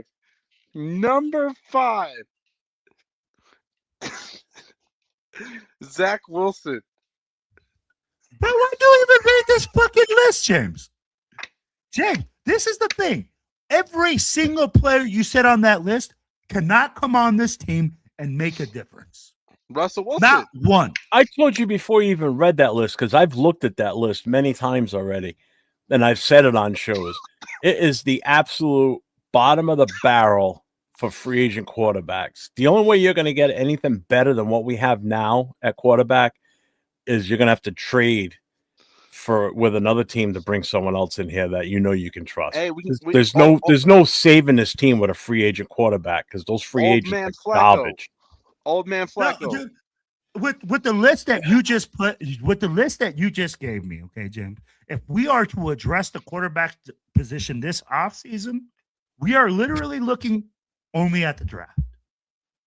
If you gave me that list of players and I was a GM and I said, that's the list of players that I have to lead my team, bro, I would tell you, we're running the football 90% of the time. I'm handing it off 9 times out of 10. Yeah, Lord Rachitas, that was 2 weeks ago. It was disgusting, too. Bro, that list is stupid. I mean, like you said, Daniel Jones. You said Daniel Jones. You said Russell Wilson. You said Zach Wilson. You ready for this one? The only other there's another list of free agents that's almost just as bad, and that's the wide receiver free agent list. You want to look at a good list of free agents? Go look at the offensive linemen, and not the breakdown by position. Just go to offensive linemen and look at those free agents. There's a lot of good offensive linemen that are going to be. That's what you need to be looking at, not the fucking quarterbacks. So, we're supposed to move forward, not regress. James, here's the thing. You want to set it up for your quarterback, bro. If you want Mendoza, if you are no, bro. If you want a Mendoza, if you're looking to get a quarterback in the draft, you have to do what he just said. We have to address it in the offseason by getting the top quality offensive line.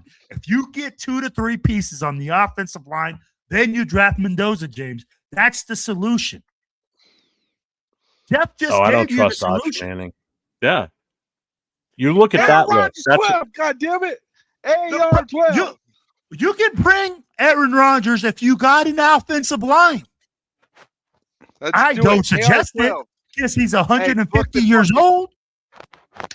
I'm calling Mark. Mark, book the fucking ticket. We're getting AR.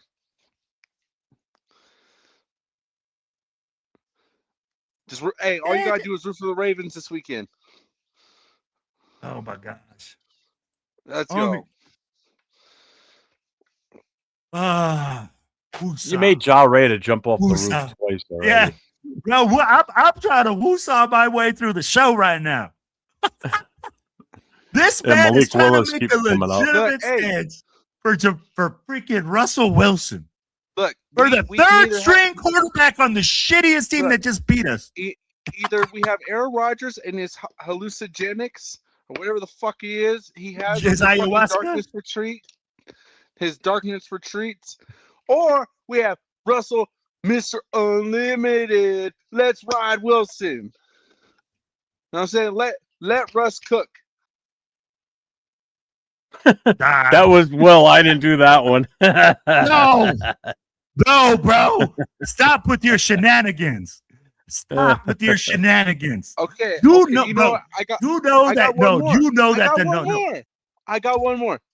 What about Phillip Rivers? Good point, Cooper. I agree with that.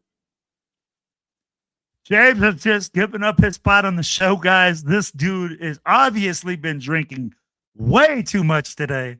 Because, bro, come on now. Phillip Rivers, bro. This is the thing, James. I mean, like, and I get it. It's, bro, it's all shit and giggles until it happens. It's all shit and giggles until you shart. What's you're up, sharting all over yourself. Right in the house. We cannot have that, bro. You know this. Bro, you know that Russell Wilson can't come in and change this organization. Every single player that you named, and I know you're doing it just to razz us and just to get underneath the skin. But come on, bro. At least come with something legit. I'm pretty serious about Rodgers or Wilson, though. You know what that sounds like?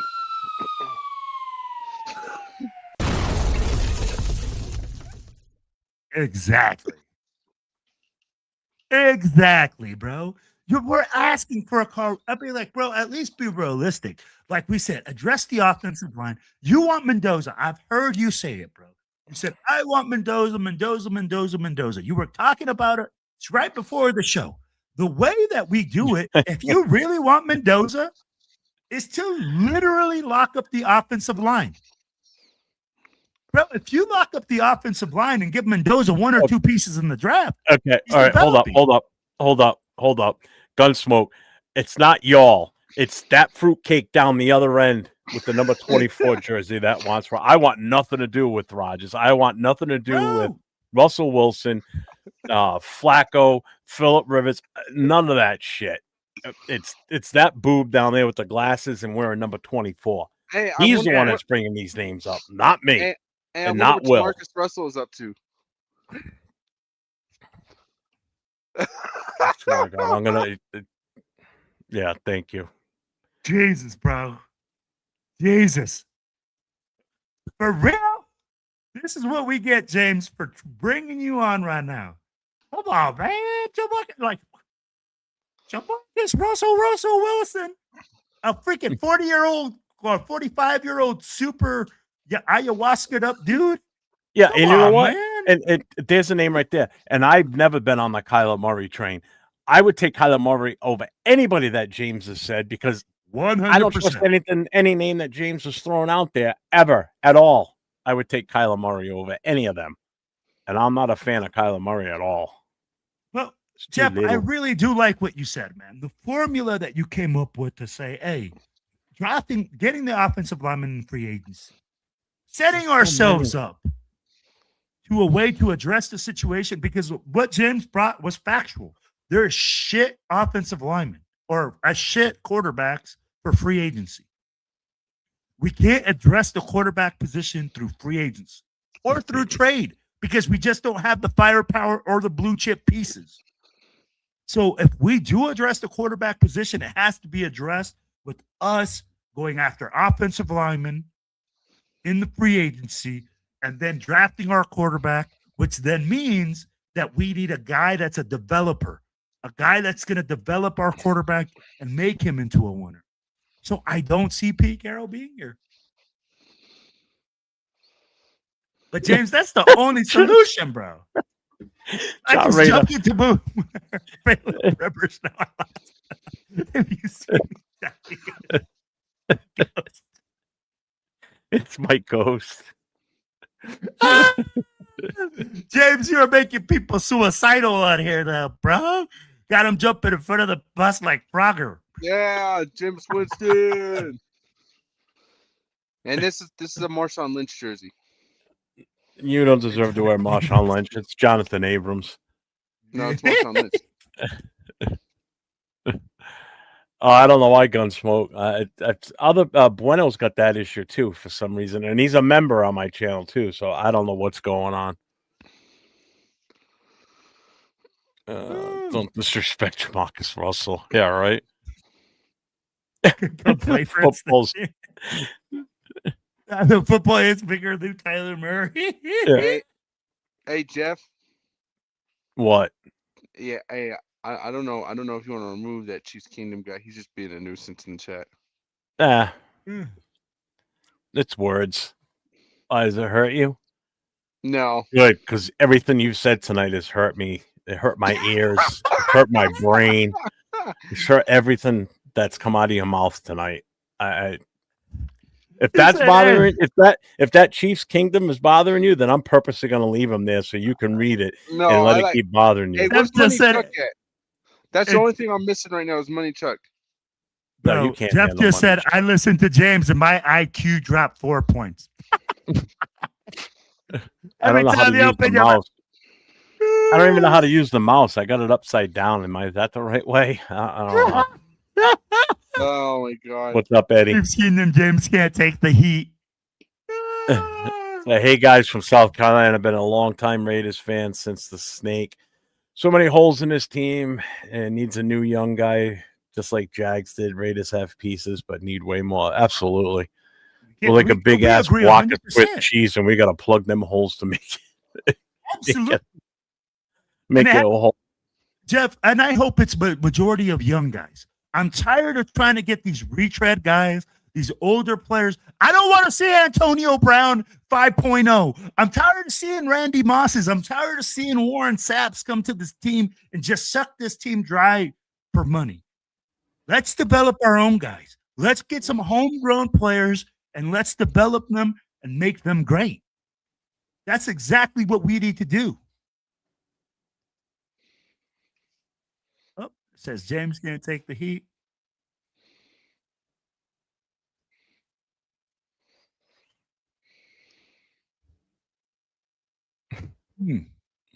Interesting.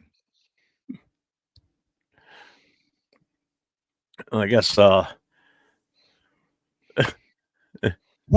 and Chiefs Kingdom get Sousy. Right? Yeah.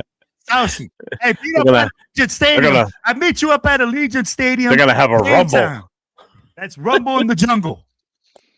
It's like West Side Story.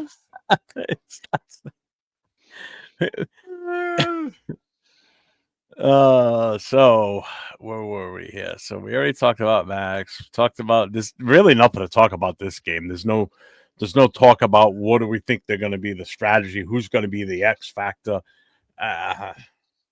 There is no X factor.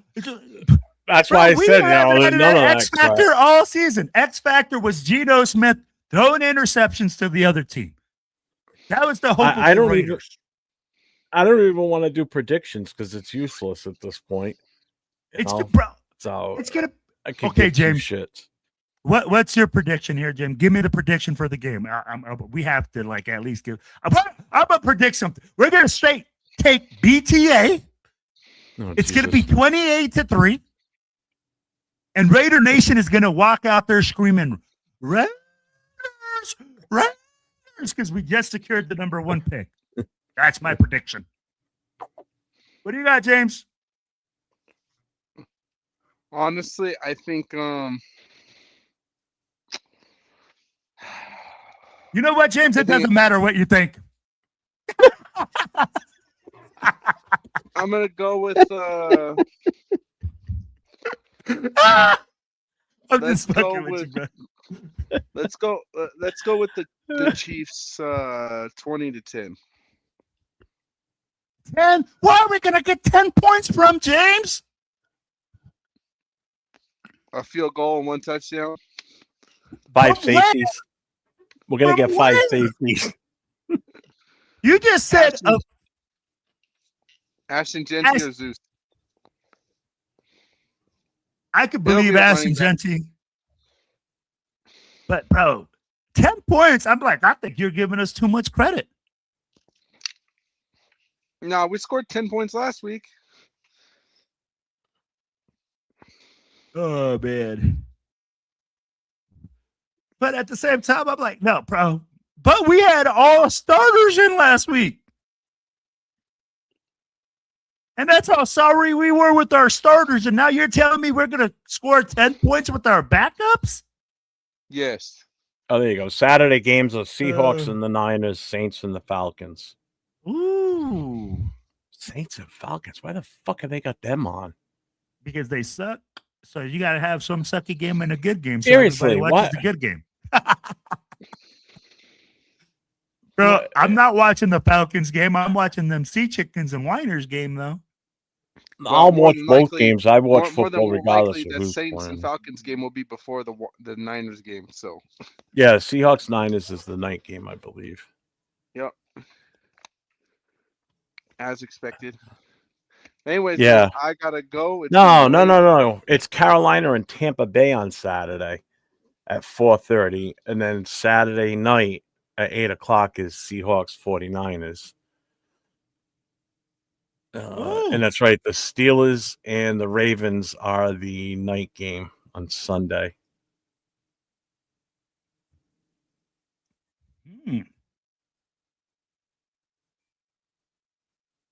Whoa, man, the show actually got some sanity back. Ooh. Oh, he left? Oh, Brother James, where you at? He's gone. He's done. All right. X factor is, do the refs try screwing us out of the... Yeah, right? Yeah, hey, you obviously didn't watch the last game, bro. Because the last game, they weren't calling shit for us. We still getting our ass beat. Yeah, but we're playing no the Chiefs this week.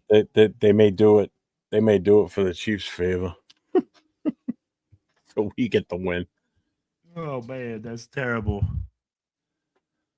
I do have a couple other banners here, too, that I had. All right. So we've got one more week till Black Monday. So traditionally, the Monday after the last weekend of games is when coaches start getting fired. So with that being said, a week from Black Monday, I know we're all hoping for it for the most part, that Pete gets ceremoniously escorted out of the building on Sunday. Oh, man, I'd be like, so let's talk about it, right? There's already rumors. There's already people talking about that. The Raiders are doing their research into who we can get, who's going to be available, things like that. So when there's rumors like that already swirling, we're probably going to make a change. And let's be real. We need one. Pete Carroll wasn't the solution that we were looking for. This team instantly got worse. We've talked about it on the show, Jeff. We have not improved in one position at all season long. There's nothing that we can hang our hat on to say, hey, you know what? Developmental pieces, young guys were coming in, growing and developing. No, we have none of that. So for Pete Carroll to get another opportunity, there has to be a lot of major changes that happen. First of all, he needs to fire all his kids. This cannot be a family business. You giving your kids a paycheck is not a family business, especially if they're not winning. You need to make the right decisions. And I think the Raiders are going to make the right decision. We're going to move on from him. Maybe it's ceremonious. Maybe they go, he's going to be a freaking office assistant or analyst or something. But at the end of the day, the Raiders need to do what's the right thing for the Raiders. And in my opinion, you need to step away from Pete Carroll, move in a new direction, give the new coach 3 years. So Ja Raider said, Jeff, if the Falcons win, they win the division, which is crazy. If Bucks lose 8-9, Falcons take the division with 8-9. But where's Carolina in that? Carolina's 8-8. So if Carolina wins, they got the division. I think it depends on who Atlanta. they beat. Atlanta's eliminated. I'm looking at it right now. They're already eliminated. So Atlanta ain't going anywhere. It's between Tampa and Carolina. And Tampa's had 4 chances. They've lost 4 in a row to jump ahead of Carolina, and they couldn't get it done.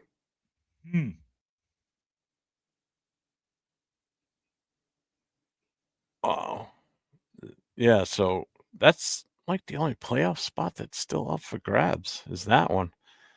It's the division winner between Carolina and Tampa. I think the AFC is pretty much settled except for Pittsburgh and Baltimore. Yeah. So it comes down to Pittsburgh and Baltimore, and Carolina and Tampa Bay as the last 2 teams to get into the playoffs. Because right now in the AFC, Broncos have the number 1 seed in the first round bye. Patriots are number 2. They would have to play the Bills in New England. Jacksonville's number 3. They get the home game against the Chargers. That's as if it's right now. Steelers 4 seed would get the Texans in Pittsburgh. In the NFC, Seahawks had the first round bye right now. Bears would be the number 2 seed. Packers would go to Chicago. Eagles are the number 3 seed. The Rams would go to the Eagles. Keep in mind, the Rams played in Philly last year. They almost beat them, too. I think they could beat them this year, too. Panthers would be the number 4 seed if they win, and the 49ers would be going to Carolina. So, and here's the funny thing. If 49ers have to play Carolina, since McCaffrey was traded from Carolina to San Fran, this season was the first time he's played against Carolina on the 49ers. Now he's going to have to play him a second time in the same season, but in the playoffs, where everything's on the line. That's wild, man. Yeah. Hasn't played them since he's been there, but now he's going to play him twice in one season, once in the playoffs and once in the regular season. I know. What else we got? That's it. I got nothing else. I mean, we've got no events going on for TBH that I know of. My chapter is doing our last watch party. Buffalo Wild Wings on Sunday, Chicopee, Mass. Woo! Let's go. We've got plans for we didn't do a holiday party, like a Christmas party, just because of the way the schedule worked out and then me going to Philly for that week. So it kind of screwed things up, I guess. But what we're going to do is we're going to do like an after season get together after the Super Bowl's over and everything, probably in March. That's awesome, man. Yeah. That's what it's all about. And then we got to plan our activities for the year next year. Oh, that's dope. Yeah. Well, shoot.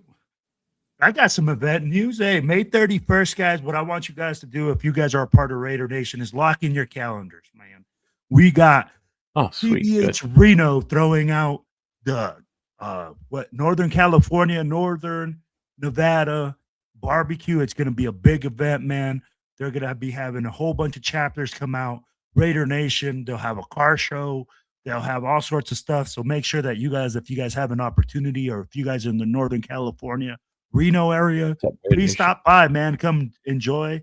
And we'll be having the game here in Grand Junction, Colorado at the Eagles 595. Come on down, man. We'll be having some barbecue, doing all sorts of other stuff, watching the game and just enjoying our time. So Rorschach says, look, one more game to go. The season needs to end pronto. Let's get younger at coach and staff, a good free agency signings. And last, an excellent draft. That youth is something I can be patient with. Oh, definitely. Yeah, man. And that's exactly, I agree with him 100%. We need to make that youth movement. We need to get with the days. We need to stop trying to go back from, oh, yeah, the Raiders always have retread players that became. No, we're not that team anymore, y'all. We stopped being that team in the 1980s when we stopped winning. Yeah, Chiefs Kingdom, that division's a mess down there in the South. Which it's like for the longest time, it's like neither of the 3 teams wanted to win that division, it seemed like. I mean, Tampa's been on a 4-game losing streak. You know, did Atlanta win last night? Monday night? I forget. I don't think they did, actually. Bijan went off last night. Oh, my God. He had a hell of a game. He's a beast, bro. That dude's a fucking cheat code. Yep. Let's see here. Last game, Jack. they won 26-19. It's my official Mitchell and Ness hat I got when I went to Philly. We went to their store. That place is awesome, man. If you want a jersey and you're in the Philly area, go there. How much do they cost there? Are they cheaper? For what? No, not really. They're the same price, but it's just like that's their flagship store. That's where it all started. Oh, that's awesome. Yeah. That's why I made it a point to make sure we got there. Oh, man. I'm still way behind in the chat here. Oh, maybe not. Question. I haven't asked a Raider fan. How do you all feel about the Raiders being in Vegas compared to Oakland? I can answer this real quick. Being an East Coaster, I have never seen the Raiders play at home ever. And I've been a fan since 75. I've seen them only play on away games closer to the East Coast and on the East Coast. So I've never seen them play in LA, Oakland, or Vegas.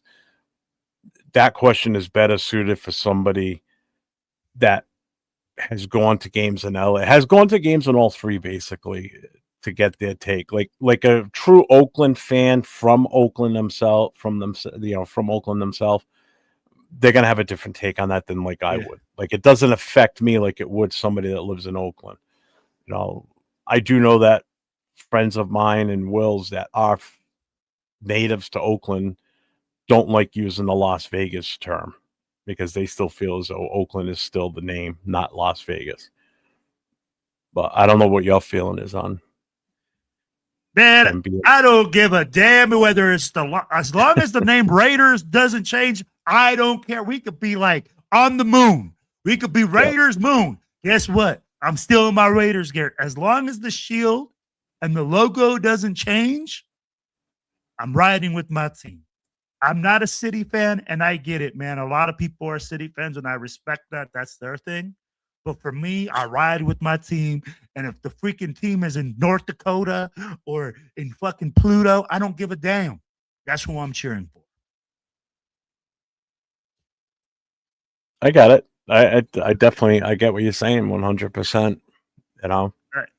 And that's just the way that I am, Just like if you ask somebody from Oakland what they think about the 49ers, they're never going to have anything good to say. Yeah. Like the Raiders 49ers rivalry is a legit thing as far as just the hatred fan base wise. For me, the teams I dislike the most are obviously the three AFC West teams, but there's a team I can't stand more than any other team in this league, and that's the New England Patriots. I live in Rhode Island. I live on the East Coast. I've lived through their fucking half-assed dynasty that they cheated through most of it. No, but I mean, I love that question because and that's why that question is so kind of like, it depends on who you ask. Because again, there's City fans and then there's just Raider fans, right? Like, are you a fan of the city or are you a fan of the team? That's kind of like where I ask that question. The worst of any football team. Yeah. No, we don't disagree. Trust me. We said it back. Bro, we said this is the worst team that has been fielded in 40 years for the Raiders. 40 years. And this is the worst team that some guys have seen. Oh, Jack asked, when's the Reno event? May 31st, brother. Memorial Day weekend. Yep. Yeah, I've seen the Raiders play in New England 2 or 3 different times. I've been to Buffalo, been to New York twice. Now I can check Philly off that too. Went to Philly for the first time. Damn, somebody has a new number. I'll give you a call. Hollywood. All 32. Jupiter Raiders, South Korea Raiders. Yeah, I get it. Baby. And I agree with Will. As long as the name Raiders in the logo doesn't change, I don't care. I'd be a little miffed if they change the colors of the uniform, but it's when if the team ever gets sold and whoever buys them decides to change the name to like the Las Vegas. Fuck those guys. If they ever did that, fuck that guy. Yeah.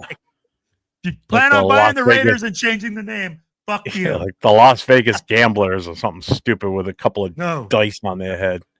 Bro, I'm immediately changing teams, bro. I'm immediately changing teams.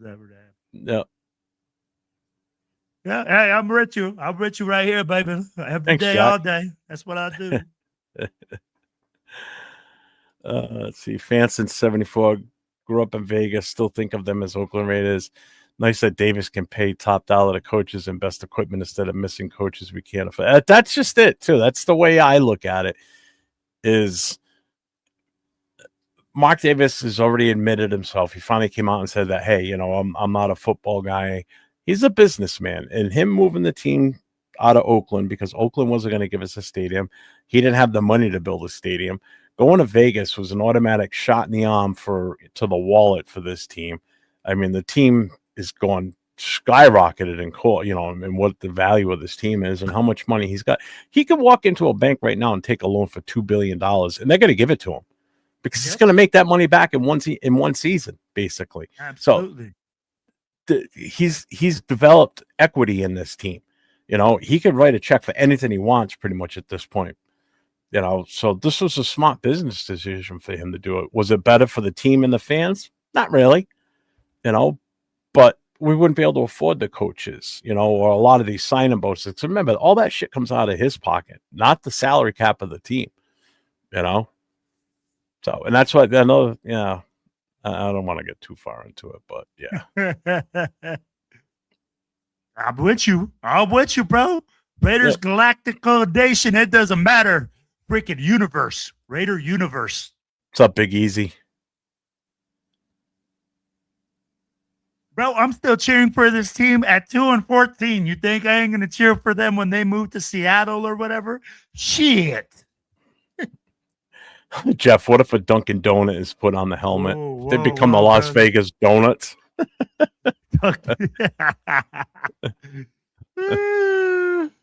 Oh, what's up, Anthony? What's going on?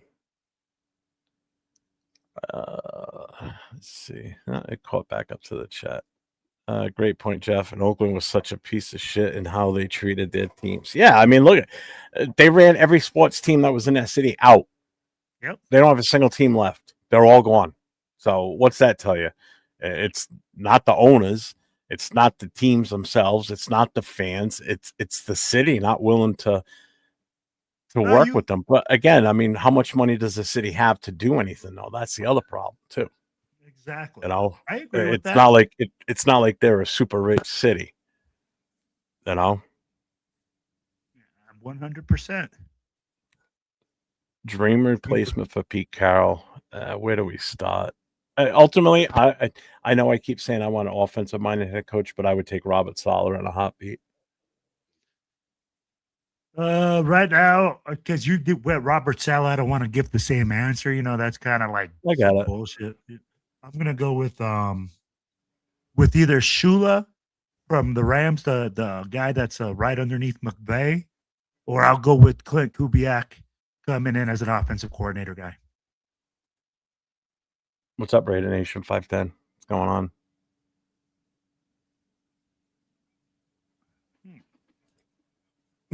What's up, Steve? Yeah, I've been to LA before when we were playing in LA, but I was out there in the summer. So like 84 and 85, I was out there for those 2 summers, 2 weeks at a shot. I went to the Coliseum to go see the Coliseum because of the Raiders, but obviously it was in the middle of July, so we weren't playing. That's the last time I was out in California was 85. I even went to Vegas in 85 too, and that's back the old Vegas. So yeah, I haven't gotten out there. I got to get out there though. We're working on it. We're working on it with Jeff, trying to get him out to Vegas, man.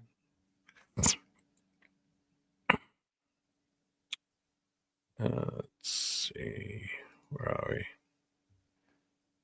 The Las Vegas Jets, because of all the dunking you consume. Yeah. I got a full one I got a full one sitting in the fridge right now too. This one's kind of watered down. This is melted. I'm like, I'd never seen you without one. I can't afford a plane ticket, dude. Christmas was just last week. Get a plane ticket to Vegas this weekend. I got 2 tickets to give away. Oh, Trust bro, me, that would be awesome. I want to get out there so bad. I know. Bro, there's so many people going like, are you going to go to the game? Are you going to go to the game? I'm like, bro, I can't afford it right now. I'm like, shoot, we just went to Houston. Because you can remember too, for me, for an airline ticket, because I'm coming more than halfway across the country to get to the damn Vegas, for guys in California, if they fly in, it's a cheap ass ticket. Even for you, I'm sure the ticket's not that expensive for your flight. It's like $300 for mine, $200 to fly. No shit, mine's in the $400 to $500 range. Yeah, trust me, I've looked every weekend this season, But then I also have the hotel. Luckily I don't drink, so it's not going to cost me a fortune. I won't have to buy drinks and shit like that. But yep, I'll get out there. I mean, the big trip I'm thinking money into next year is I want to go to the draft. NYC. Let's go. I can't wait for the New York blackout, baby. If you guys have a game to go next year, I am going to tell you guys the hottest ticket for the Raiders game. If you are a Raiders fan, you need to get your ass to New York City. We are going to black it out. We're going to get some Peter Dillons on, and we are going to hit the streets and black out NYC, baby. It's going to be a good time. Great facts, Jeff. And if everything goes the way that we kind of want it to go for that New York City trip, with all the different groups, meaning chapters from TBH, booster clubs, independent clubs, we're going to try and work with coordinators. Luckily, I've got contacts with just about, or a connection with every single club that's planning on coming out here. We're going to try and work this so we are all in one location for a party, which means this could set up to be probably the biggest party that TBH and everybody else has ever been involved in. We're talking hundreds of people. We had 200 plus at the Saturday night party here in Providence for the Raiders Patriots weekend. We're going to double and triple that easily for New York City, especially I think if it's around Christmas time, to be honest with you, because anybody that's never been to New York City, and if our game against the Jets is around Christmas, basically if it's anytime after Thanksgiving, the tree is up and lit. So New York City's already starting to, they've got all their Christmas shit and everything. Being in New York City around Christmas time is just a different experience. It just hits different because it's such a pretty city during the Christmas time and everything. I've been there multiple times during the Christmas time, and it's just so much fun. So it's going to be good. We're going to have a hell of a weekend. Absolutely. Let's see. Offers for anyone in chat, whoever can go. Oh. What airport do you? If I fly out, it's either Boston, which is Logan, or it's listed as PVD as Providence, which is right here in my home state. It's easy in and out of. That's the good thing. Logan sucks. Logan does suck. I flew out of Logan. Hey, what's up, Jolie? Unless it's Devin. Greyhound tour bus party or Peter Pan tours, actually. Yeah.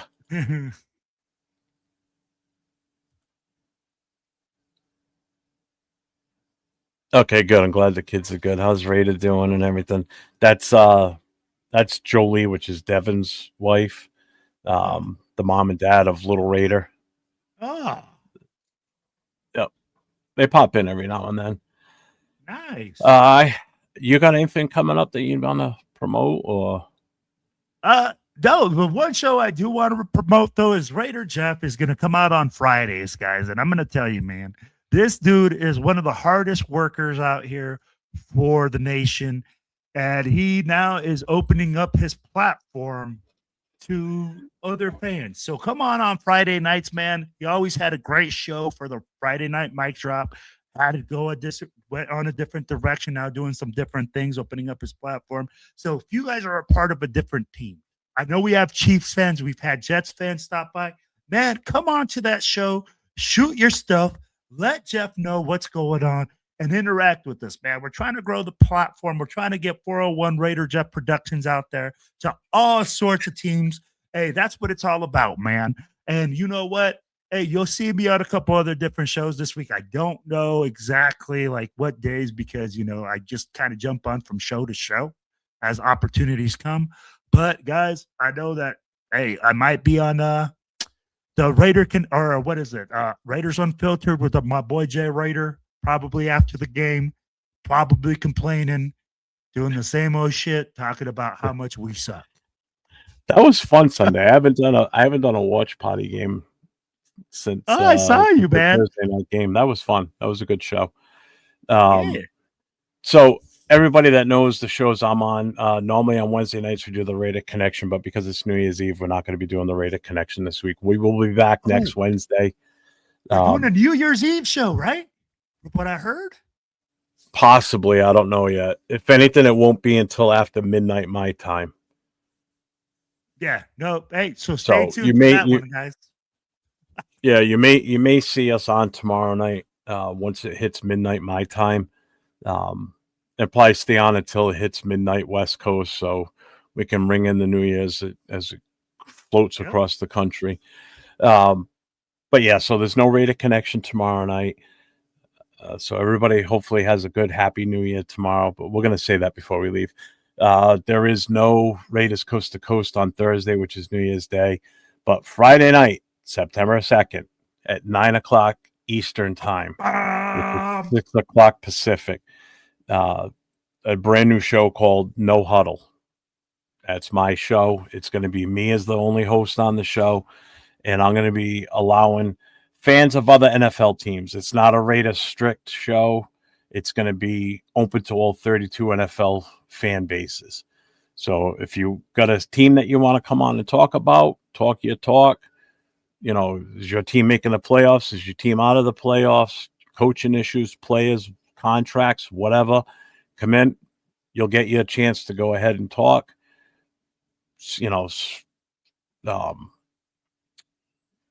Why am I drawing a blank? Rep your team. Trying to tell oh my God. Rep your team. And, I'll have takes on it too, I'm sure. And we'll go with the chat too. So it'll be an involved show. It's going to be fun. It's going to figure about a 2-hour long show on a Friday night. But it's opening it up to everybody that's a fan of football. Even if you don't have a favorite team and you're just a fan of the sport itself and you want to come in and talk, by all means. You don't even have to have your camera on. So it's going to be an open invite once the show starts. But I want to try and have some set people come on with me also. But if you don't want to have your camera on, you could just have your voice on and you could be like this on the screen. You don't have to show your face if that's more comfortable for you. I have no problem with that. You show up, I'll control everything, give you the platform to speak your team, and we'll have some fun. So I'm looking forward to it. What Jeff was trying to say, guys, get ready for the most electrifying podcast on Friday night. 32 teams, 32 podcasters, the ability to just shoot this shit, get in there, fire off what you got to say about your squad is coming straight to you, straight from 401 Raider Jeff. Let's go. Time to branch out. I'm still going to be doing all my other Raider shows. I'm not giving those up. Those are all still a go. Monday Morning Quarterback is on hiatus now until next season. And the last call on Saturday nights is off the air now. Chris is taking a little bit of a hiatus for health reasons. So while he was planning that, I wanted to move forward with a different aspect on the Friday night show. So I'm excited. Can't wait for it. You got anything else? That's it. Again, everybody, hope everybody has a happy and wonderful New Year's Eve tomorrow night. Remember, if you drink, don't drive, please. I've seen too many times through my years in the fire service of people drinking and driving. It doesn't get you anywhere but in jail or dead, or you kill someone. So use your heads. You call an Uber. Call an Uber. Call your grandpa. Call your mom. Call your cousin. Call your son.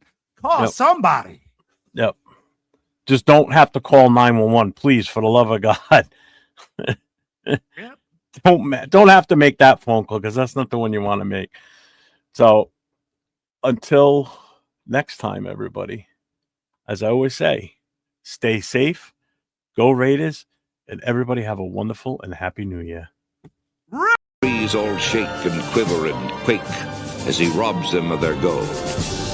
The autumn wind is a raider, pillaging just for fun. He'll knock you round and upside down and laugh when he's conquered and won.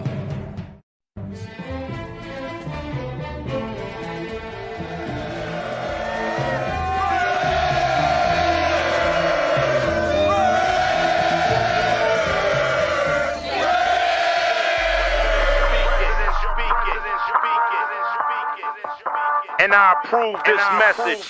Oakland Raiders, Oakland Raiders, Oakland Raiders. Just win, baby, win, baby, win, baby. We are the Oakland Raiders, Oakland Raiders, Oakland Raiders. Just win, baby, win, baby, win, baby.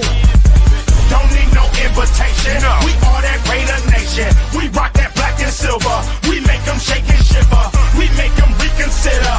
And we still committed. So if you want a piece of this, you can come and get it. Touchdown, touchdown. Let's throw a bomb on first down. Let's throw a bomb on every down. First we score, then we clown. Having fun, look around. Nobody loud as a Raider crowd. Nobody proud as a Raider crowd. NFL, how you like me now? We gon' do this open style. Nothing but action. I'm Bo Jackson, hit the hole. Run you over, goal line. Jumping over, going crazy. Lose your soul, lose your mind in the black hole. Here's the goal, Super Bowl. And everybody here, get to go.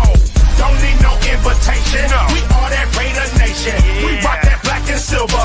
We make them shake and shiver. We make them